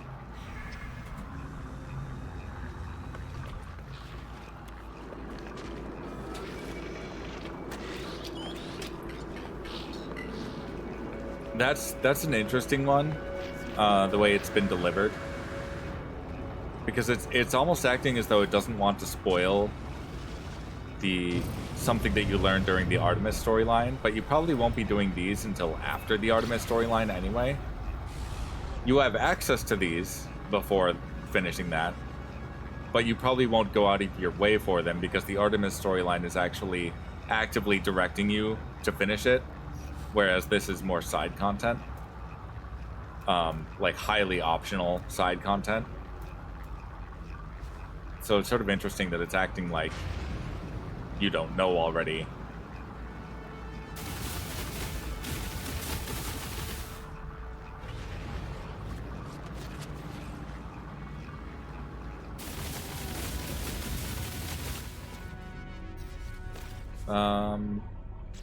Yeah, this.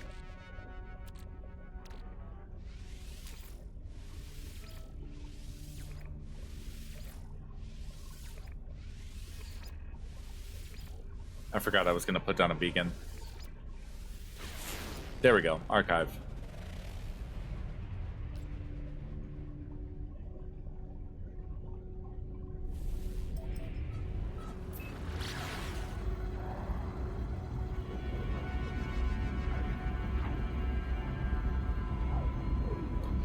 But basically what that last one was referring to was the very abrupt shift across an entire generation of Gek from the bloodthirsty conquerors that of the first spawn, as they're called. A giant shift from the generation of that to the following generation, because that was like their entire being for many generations, and then suddenly they were traitors. Like they were, you know, monetarily motivated, not for violence or glory of the Empire or anything, but for units. I have no idea where I am. Let's get myself righted here. These smoke clouds are really making it hard to see.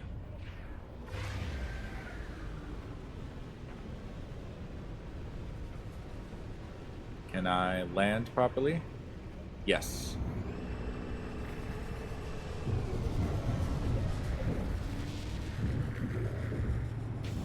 And it was something that the Korvax actually did to them, to their spawning pools, that converted them from conquerors to traitors.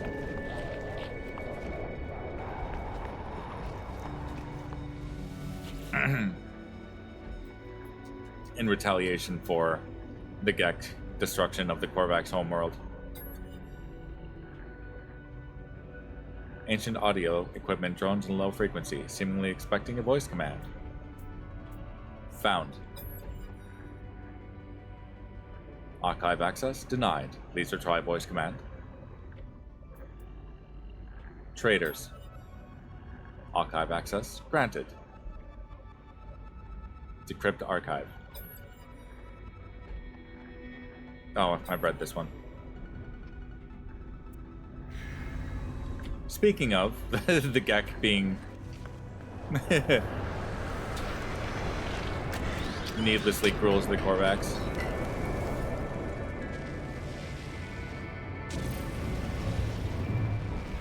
Alright, I'm gonna hop into space.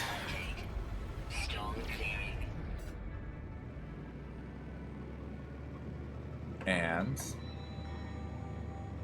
take a moment to drift while I double check this.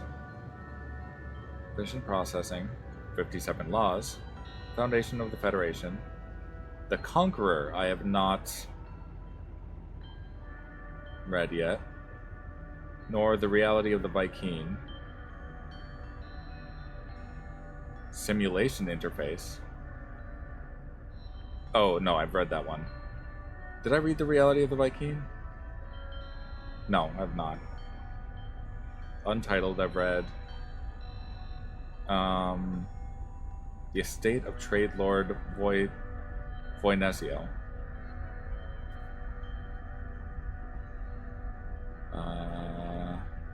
So I'm missing 2 of them.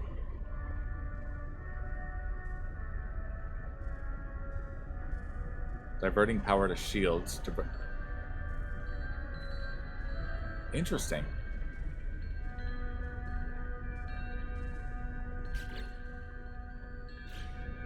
I didn't know I could even do that. Balanced.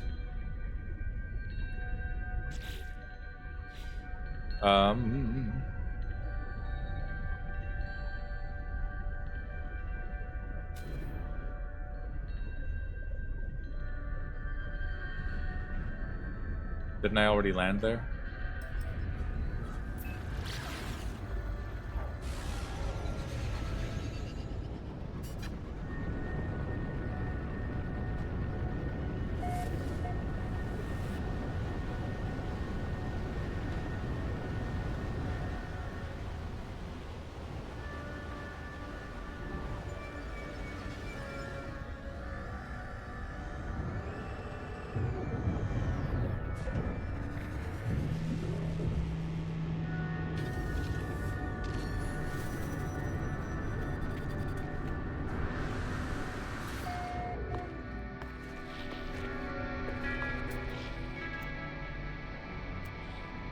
Huh.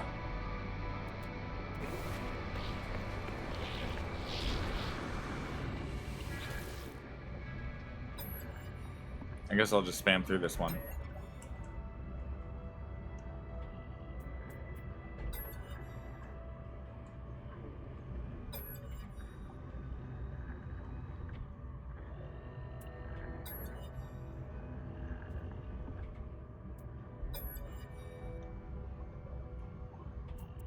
Okay. Weird, it's still marked.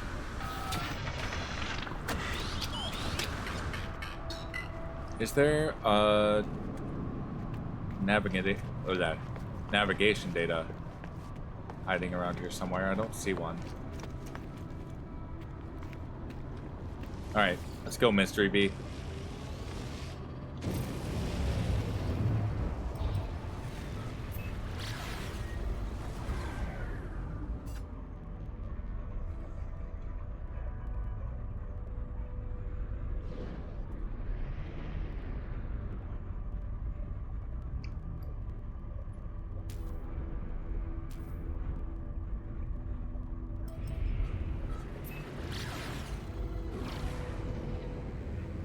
Let's see.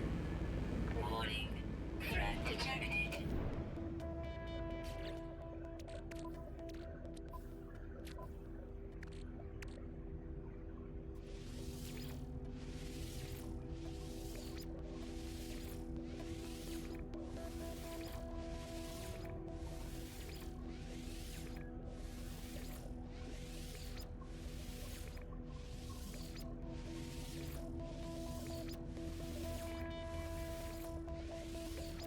I guess I'll just leave system, go to a different one. If it's gonna be bugged. No, not that one. Corvax.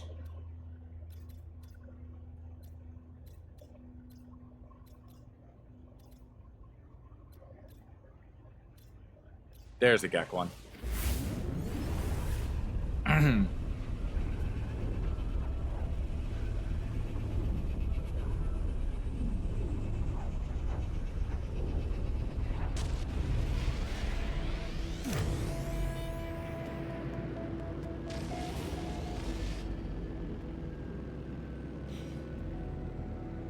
Let's see.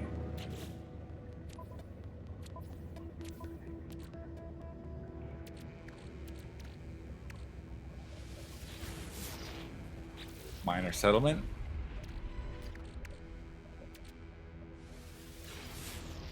Archive.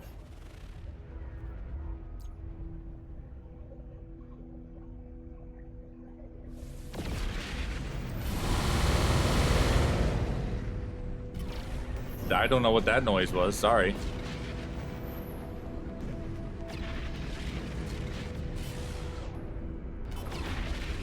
Ever since the update, my visuals have been kind of weird. There've been like stars streaking across my screen.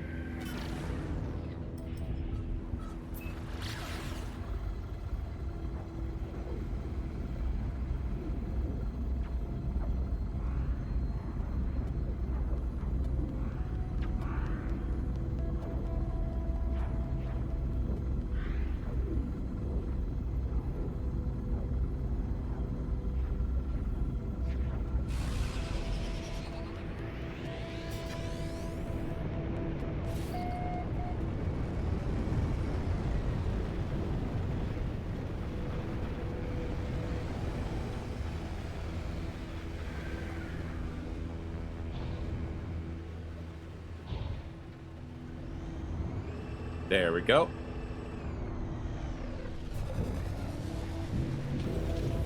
Good clean landing. Caustic moisture on this planet.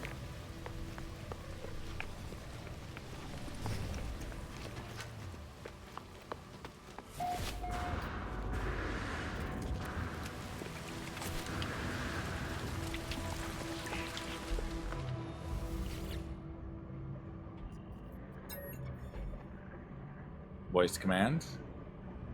Ship. Access denied. Retry. Gek. Archive access granted. Decrypt. That's the auction again.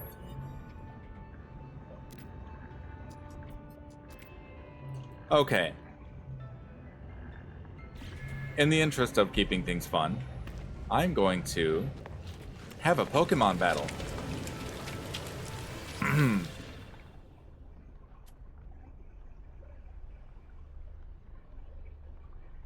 The superheated rain, isn't that just steam? No, because you can't release games on it, Baba.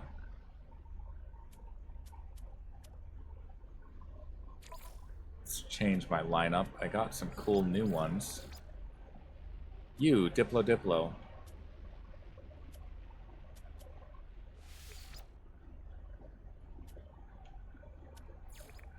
Yeah.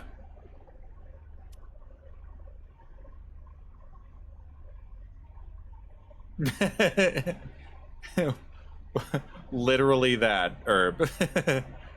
Alright, Donketo, you are pretty awesome, but we're gonna try swapping in one of the new ones. Or that's anomalous too. I don't need two anomalous types.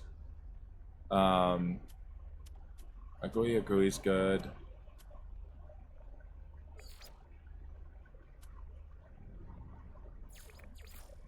Like, that one's a fire type. I need...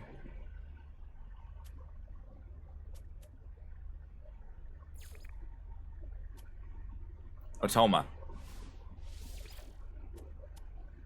Confirm. These are all toxic types. Begin battle.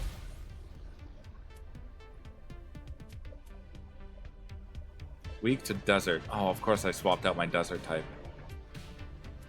Gonna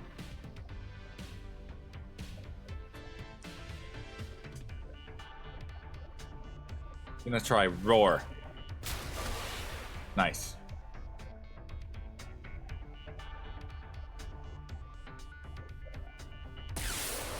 Suspicious fluid. Gross. If dispelled, deals a crapload of toxic damage. Probably will one-shot Diplo. Decreases combat effectiveness by 6%.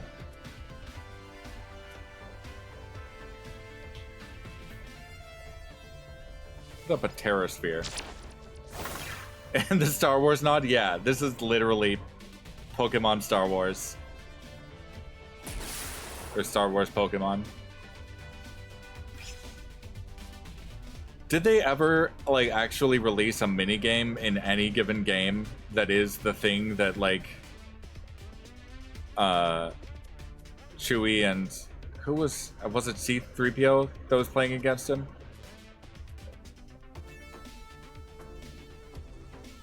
Let's try Crimson Rage.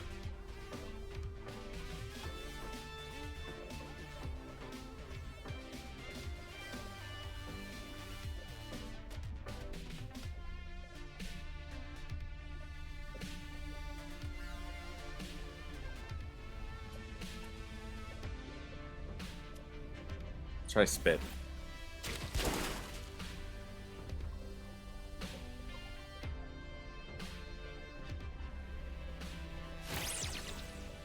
Yeah, like it seems like it's right there and nobody's released a game for it. It's been there since A New Hope. Like, why isn't there a even just like a mobile app of that game? Is that what the game's called? Dajaric?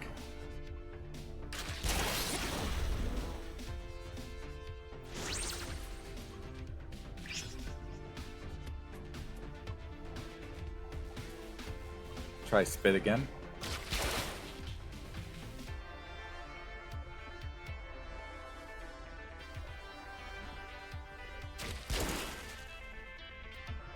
No, that's fair. That is the sort of thing that I would have looked up in frustration. Oh no!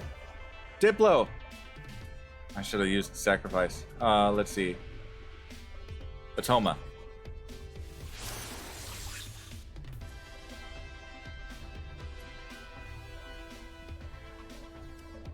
Let's see. This guy is strong to tropical attacks. Maybe I shouldn't have picked Atoma. Wait, Atoma is S-class? What? When did that happen? S-class agility, A-class combat, and max health. Reduce damage to toxic types. Man, Atoma was a bad choice for the most part. Let's try spit.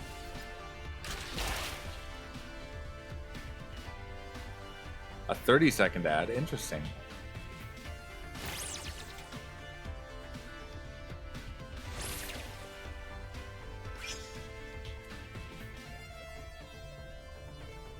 Try Pack Hunter. Good start.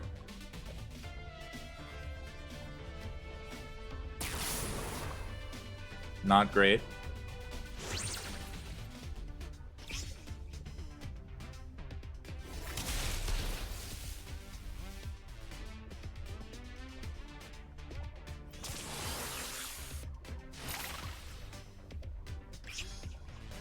The creature he just summoned out is called Homo Homo.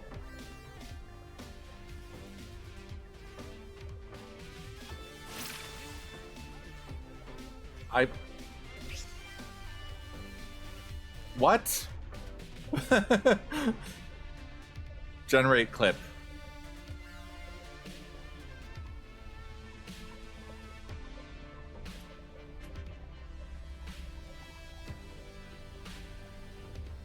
Atoma's gonna die this turn. Try spit. I'm probably gonna lose this fight, even though I have an S class.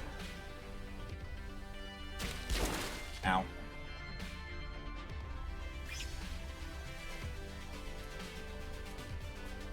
Photosynthesis.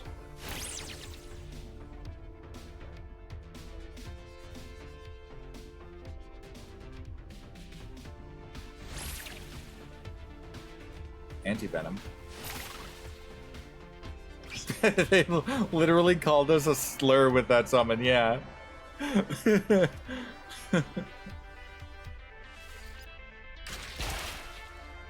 I'm like, bro.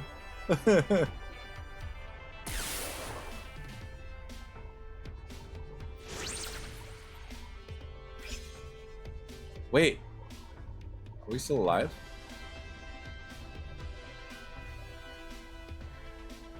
What if I use Piercing Claws?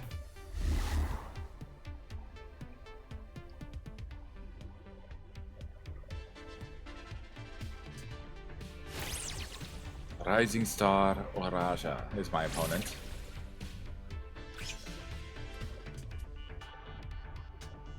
Let's try Pack Hunter.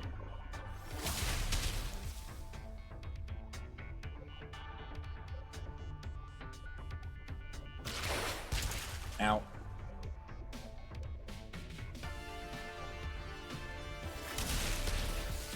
Nice. Ow. He must be doing the same thing, but a different type. Ooh, almost got him. Ow!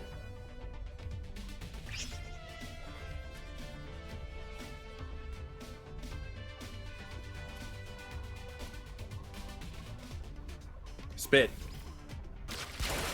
Got him. No homo.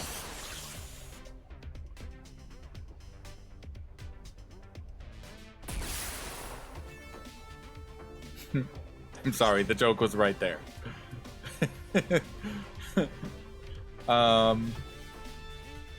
Photosynthesis, just in case. Maybe I'll survive.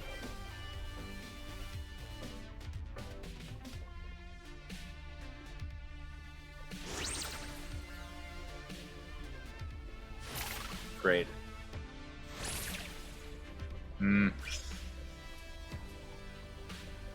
Spore cloud.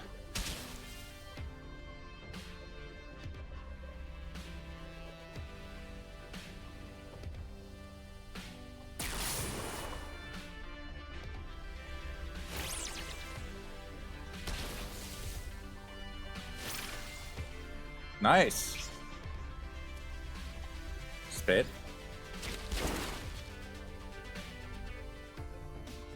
I'm surprised Otoma is still alive at this rate.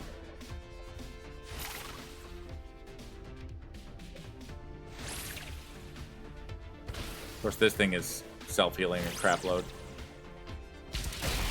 Ow! The hell was that? Alright, agui agui. I just want my hula hoop. Deep Blue Void. I'm turning the opposing creature into a frost type.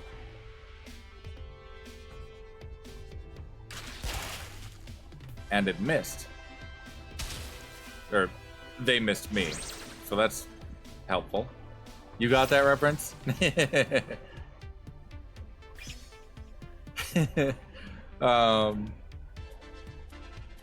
Was that just Alvin and the Chipmunks, or was that a cover of another song?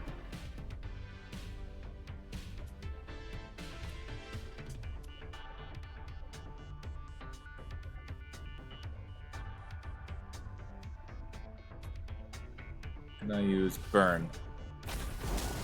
Nice. I'm down to my last, so if Agui Agui goes down, then it's over. Ow, that hurts.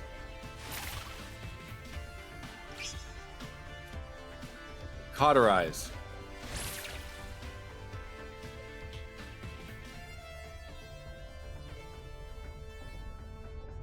Yeah, I find that a lot with Alvin and the Chipmunks. A lot of their music is like covers of stuff, but some of the songs are covering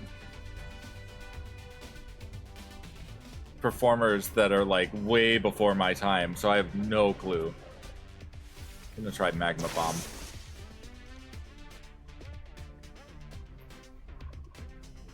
I wonder if I can use Deep Blue Void on him again. Ow, ow, ow, ow, ow, ow, ow, ow, ow. I can't. I can self-heal a little bit.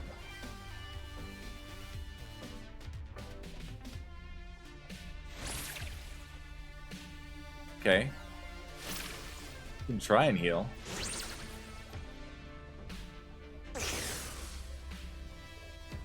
Ooh, my gentleness triggered the baked condition, lowering the opponent's combat effectiveness. Let's throw a burn at him.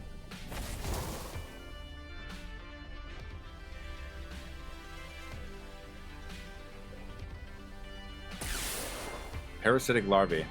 Heavy damage in 3 turns. Oh, there goes my magma bomb. Ah, he healed.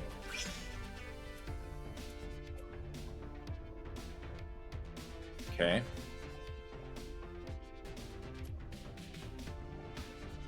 How heavy of damage are we talking?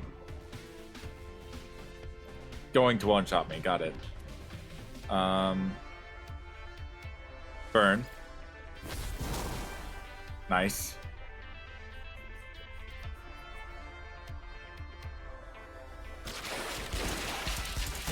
Oh no! It's fine. I think I got some XP anyway.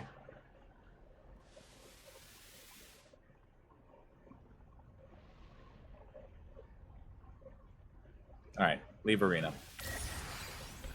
Now back to your regularly scheduled hunting.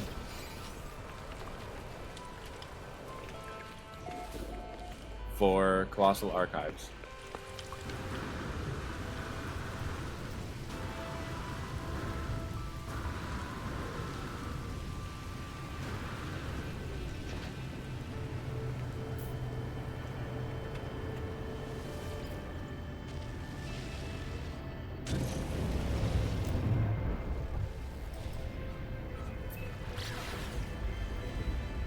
That was a fun little intermission, though.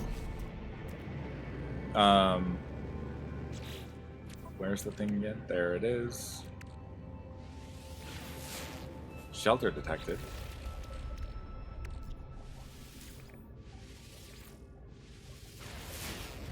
There we go.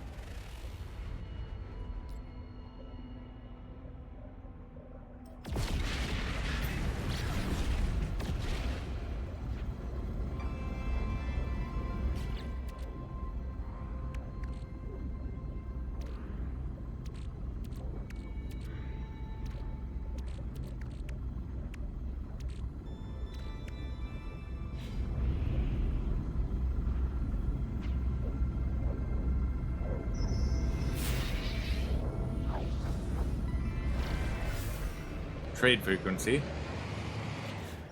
Nope, that's the button. There we go. Okay. What do you got? You know, gamma root's kind of useful. Product received. Take that gold too. Product received.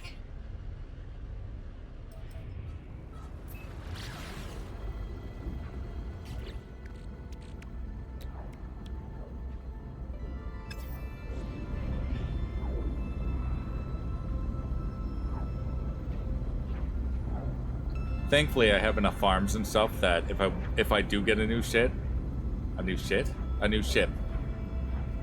spaceship.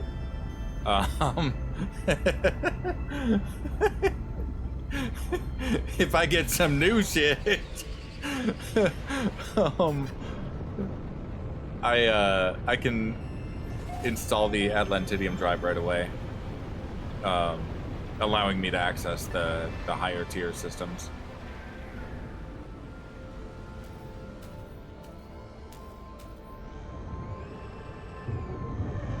You found an S-Class for 4 mil? What does it look like, Baba?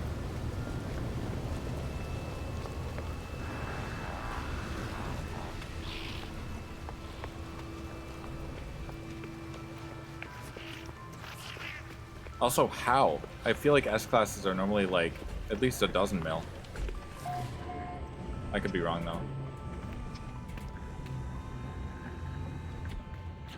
You did not just direct me to one that I've been to already. Game. It's tall, so I'm assuming it's either a hauler or a science vessel.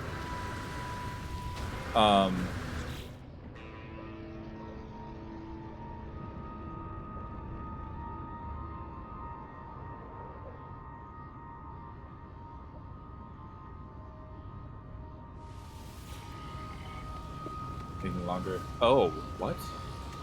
Is that why that wasn't working?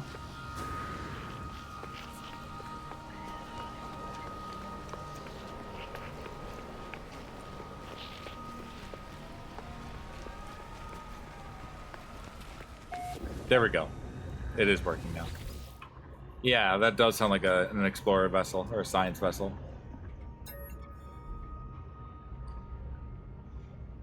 Input voice command. Gives.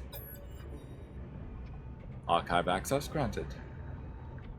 Am I an archive whisperer or something? I'm getting these right the first try, like, a lot of the time.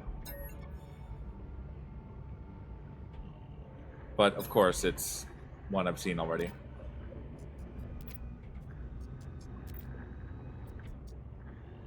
Leave.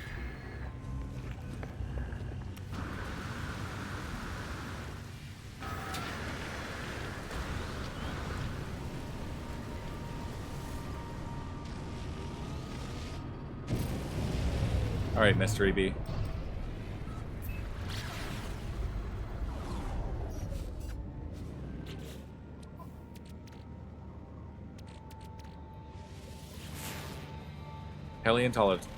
Paleontological dig detected.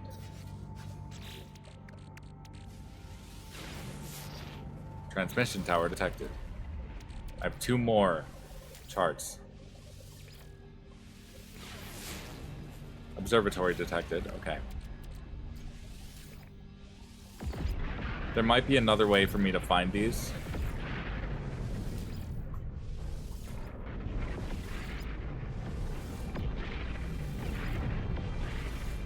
Come on. There we go. Planetary archive detected. Night time. Enjoy the vast endless. Thank you, Herb. Have a good evening. Have a good night. I will hop into your chat tomorrow, assuming you're streaming.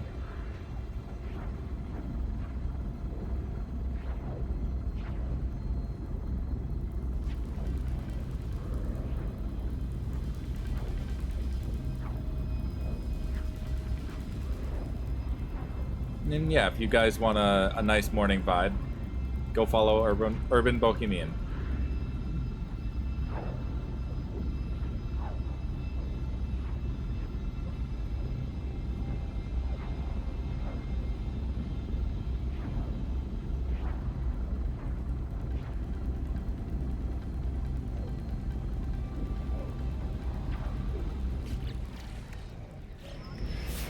What?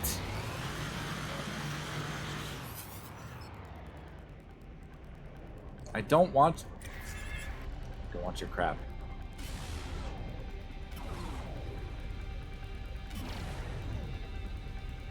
Oh, I'm out of fuel, that's why. Technology recharge.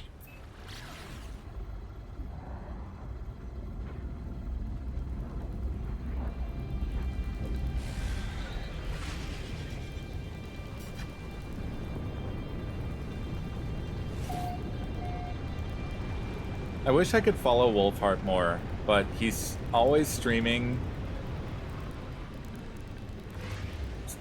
too late, and I have to work in the morning. So I try to catch him for a little bit, but sometimes I end up staying up way too late watching him. Like, damn.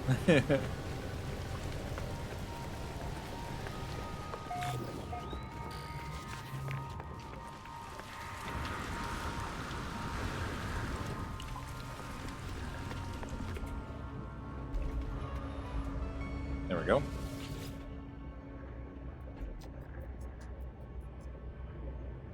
Save is out of sync with the most recently uploaded data. Save uploads have been disabled. Continue anyway.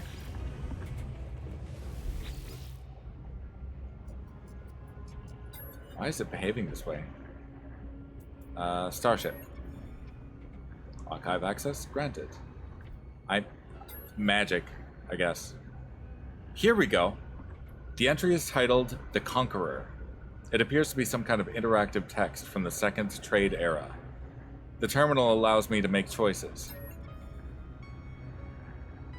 The poor Wiggles have escaped the spawning pool. Do you?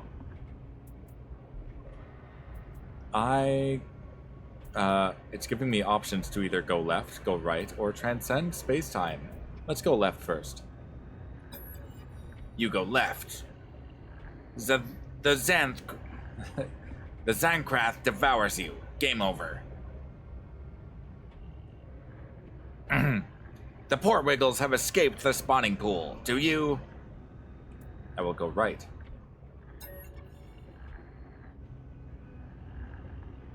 You go right. The poor Wiggles are saved and become your pets. Continue.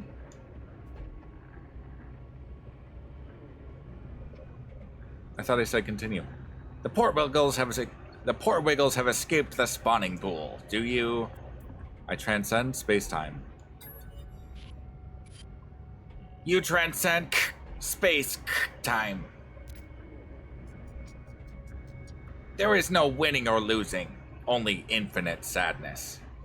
Game over?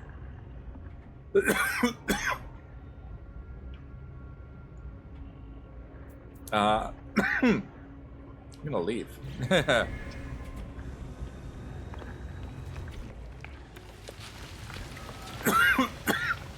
Sorry.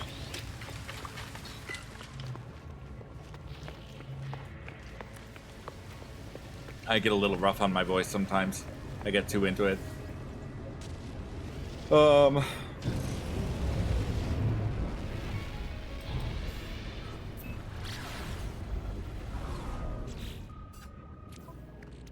I think that was my last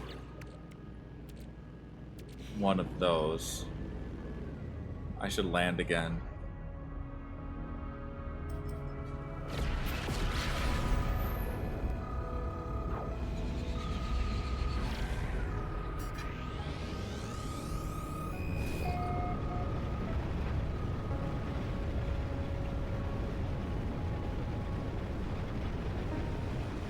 The poor Wiggles. Those poor Wiggles.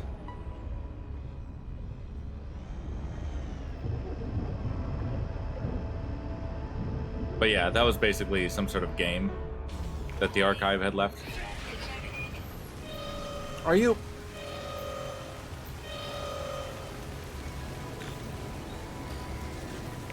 Why can't I enter my ship? There we go. Game is struggling to save again.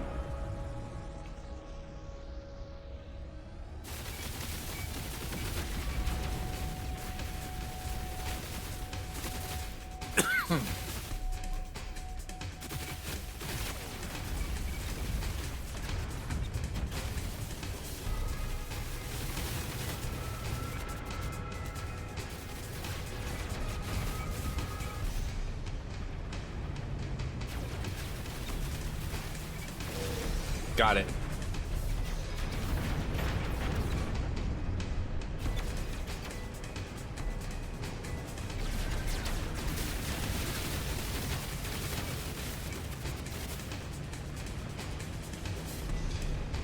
Oh, we are out of atmosphere. Okay.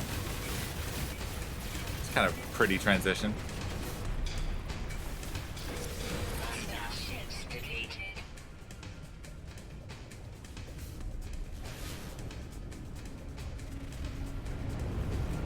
I'll just land at this thing, I guess. So much for that other place.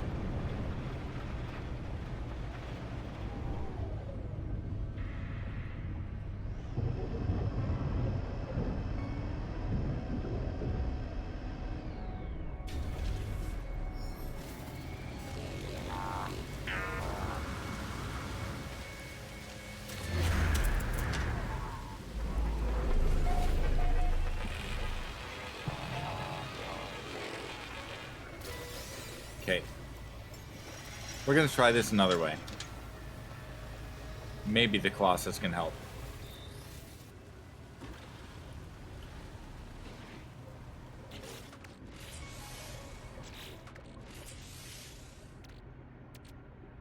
Sure.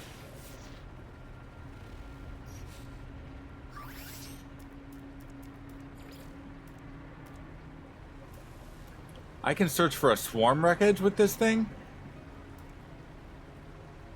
Waste heaps. Structures.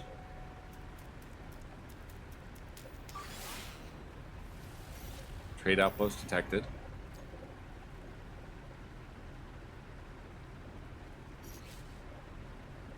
I just can't spam this is the problem.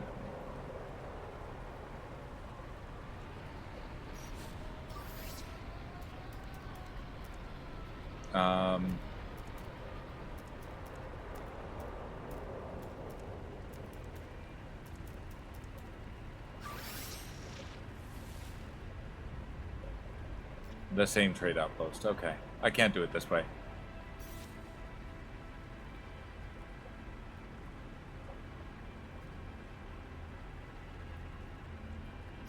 Well, might be a while before I have enough data to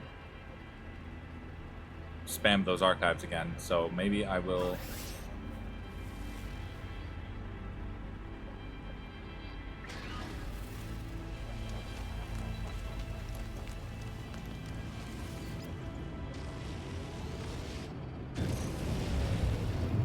fly around and do a few other things.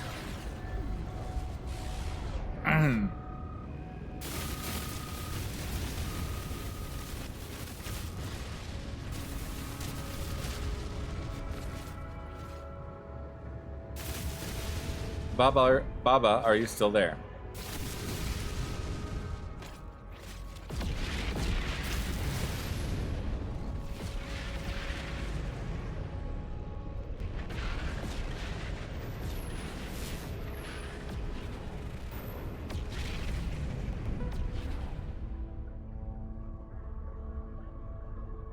Go to that minor settlement.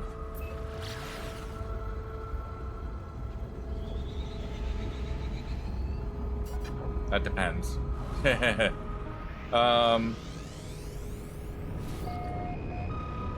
suppose it's getting kind of late. Otherwise, like, if you wanted to jump into multiplayer, we could do a derelict freighter.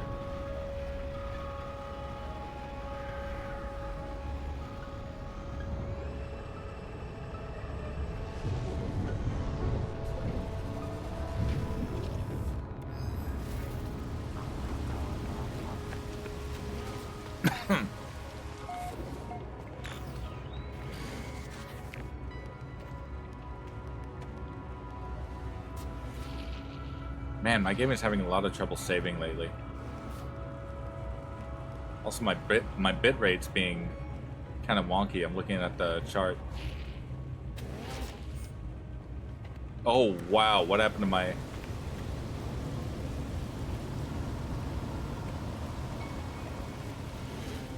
Something's wrong with my bit rate.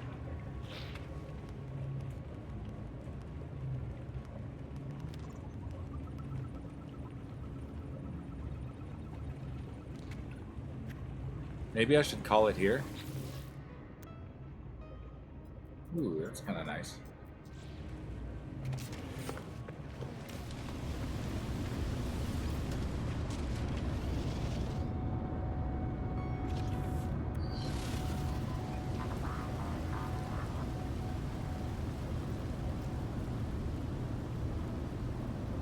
I don't know how this is all looking on your end, if anyone's actually watching. Also, if my audio is cutting out a whole bunch, let me know.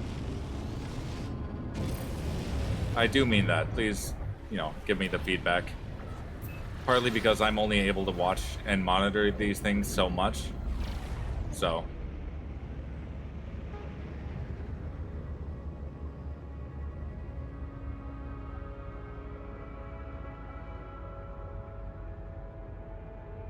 A refresh improved that a bit? Okay.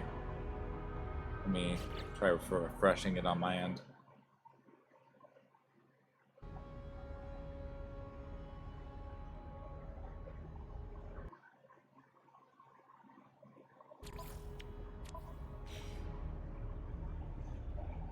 Okay.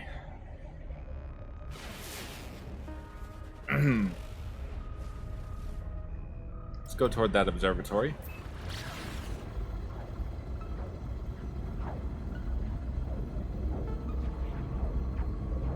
The audio is still a bit choppy.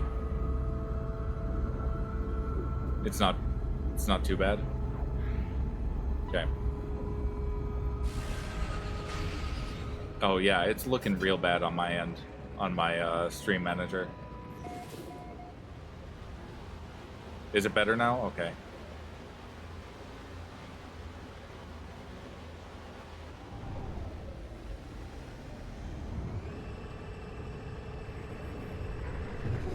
Just occasional lag.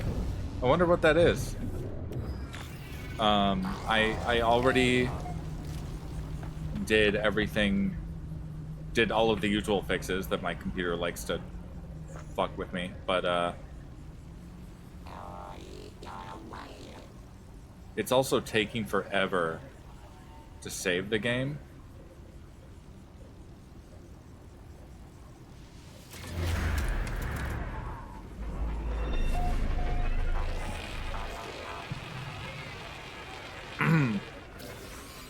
but I...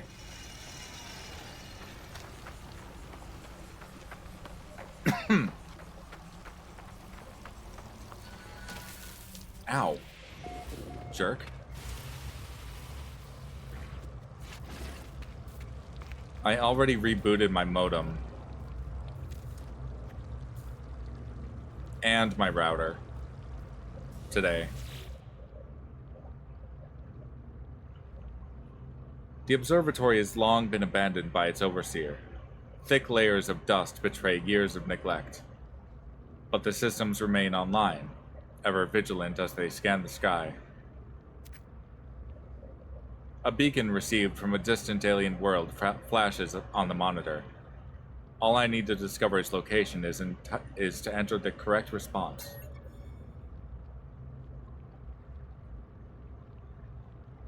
So this is just one of those easy number puzzles.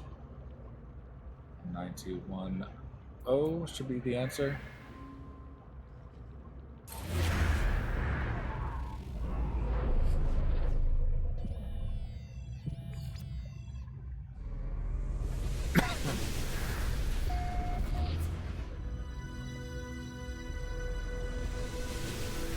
All right.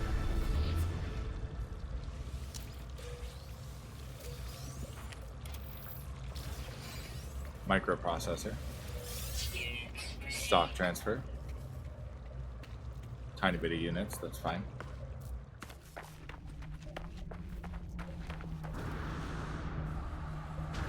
Oh, low gravity planet. You know what? Nah, I won't screw with that.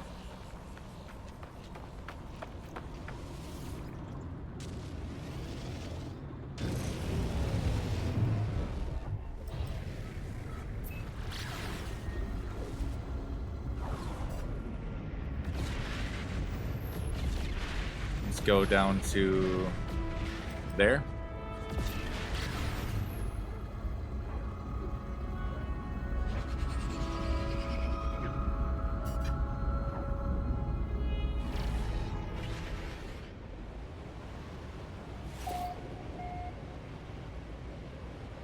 Oh, this is a cool planet. I wonder if it's going to be chromatically locked.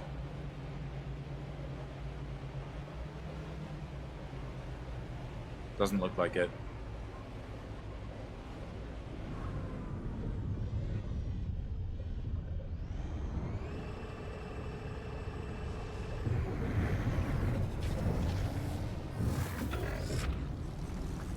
Another observatory.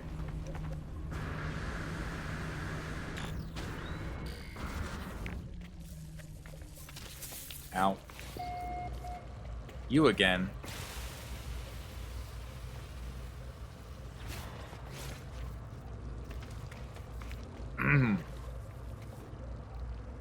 There we go.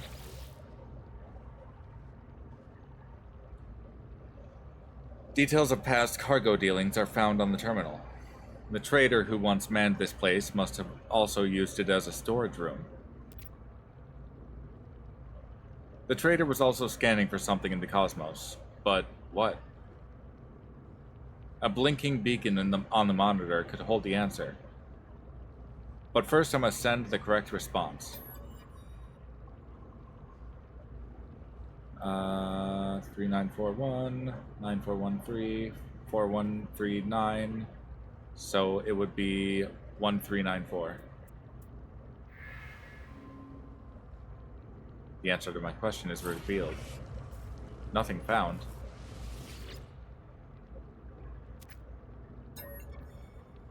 Okay, let's try again.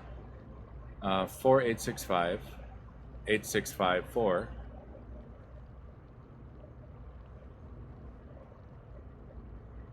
865, 654, 548, 486.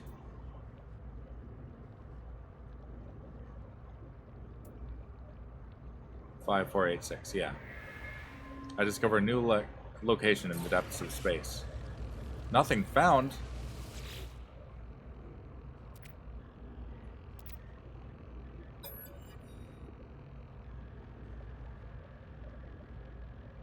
8661.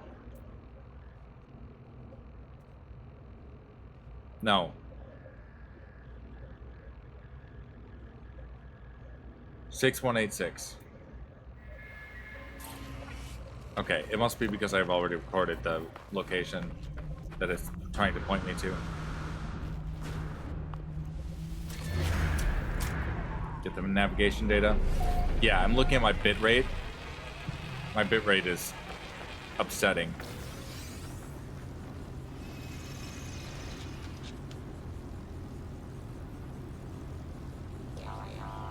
Maybe if I reboot the game, something must be going wrong.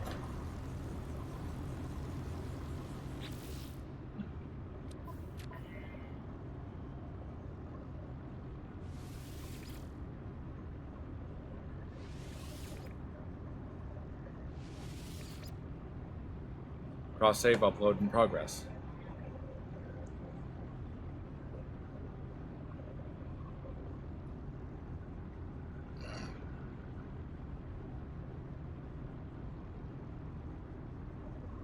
Oh.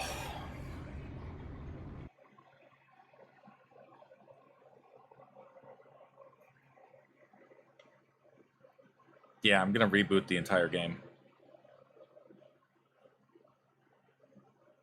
I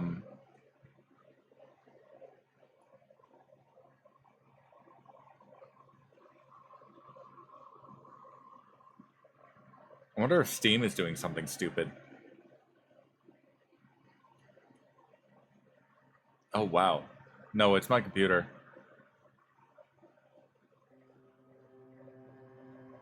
Maybe Twitch is doing something stupid? Either way, it's been almost 3 hours. Maybe now would be a good time for me to call it. Normally I won't stream this late.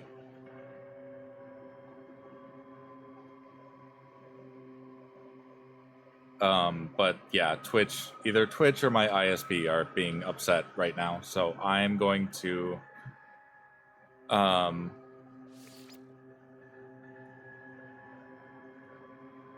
quit the desktop. Going to just chatting. That feels a little framey too. But yeah, thank you for watching. Thanks for hanging out. Those of you on YouTube that are just watching the VODs, thank you for tuning in. Come, feel free to join me live. Live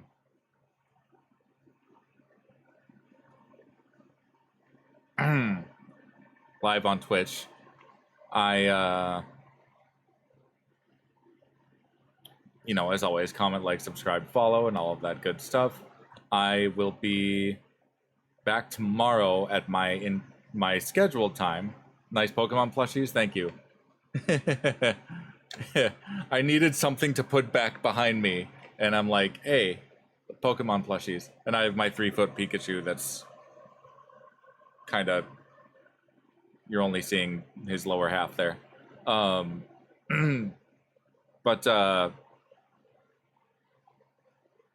yeah, the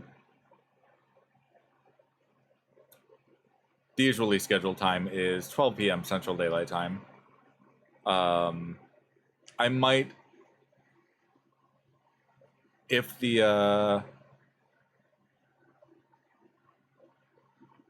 stream doesn't crap out on me like it was today, and maybe it's just because I've been streaming for so long today, so much today. Although I thought I rebooted my computer. Either way, I may do an extra long stream tomorrow because this is the last week before school starts. I don't know what to expect from school. I may be grossly underprepared, I may be overprepared, but either way, it is the long-awaited start of school. I've mentioned it basically every stream that at some point my schedule will be changing. It's very probable that I will be playing something like No Man's Sky or maybe Valheim Enshrouded, some survival game, whatever, during the week, because I want my streams of more narrative games like Divinity Original Sin 2 or Bravely Default to be on the weekend where I can schedule them and I can guarantee that I will be there. Just so, if anyone wants to follow along, catch up, whatever, they won't have to worry that it's going to be at random. And I want that to be the expectation going forward. And sorry again for swapping my No Man's Sky stream today for the repo event and also attending the community event with the Michael Bryan community. I don't know if that VOD might still be good. If Twitch is just being shitty today, then Twitch is being shitty today. But I might be able to put the recording that I took on YouTube, and that might be a little more solid and a little more stable. So hopefully, fingers crossed. But in any case, I'll be back tomorrow, noon Central Daylight Time, with more No Man's Sky. Now,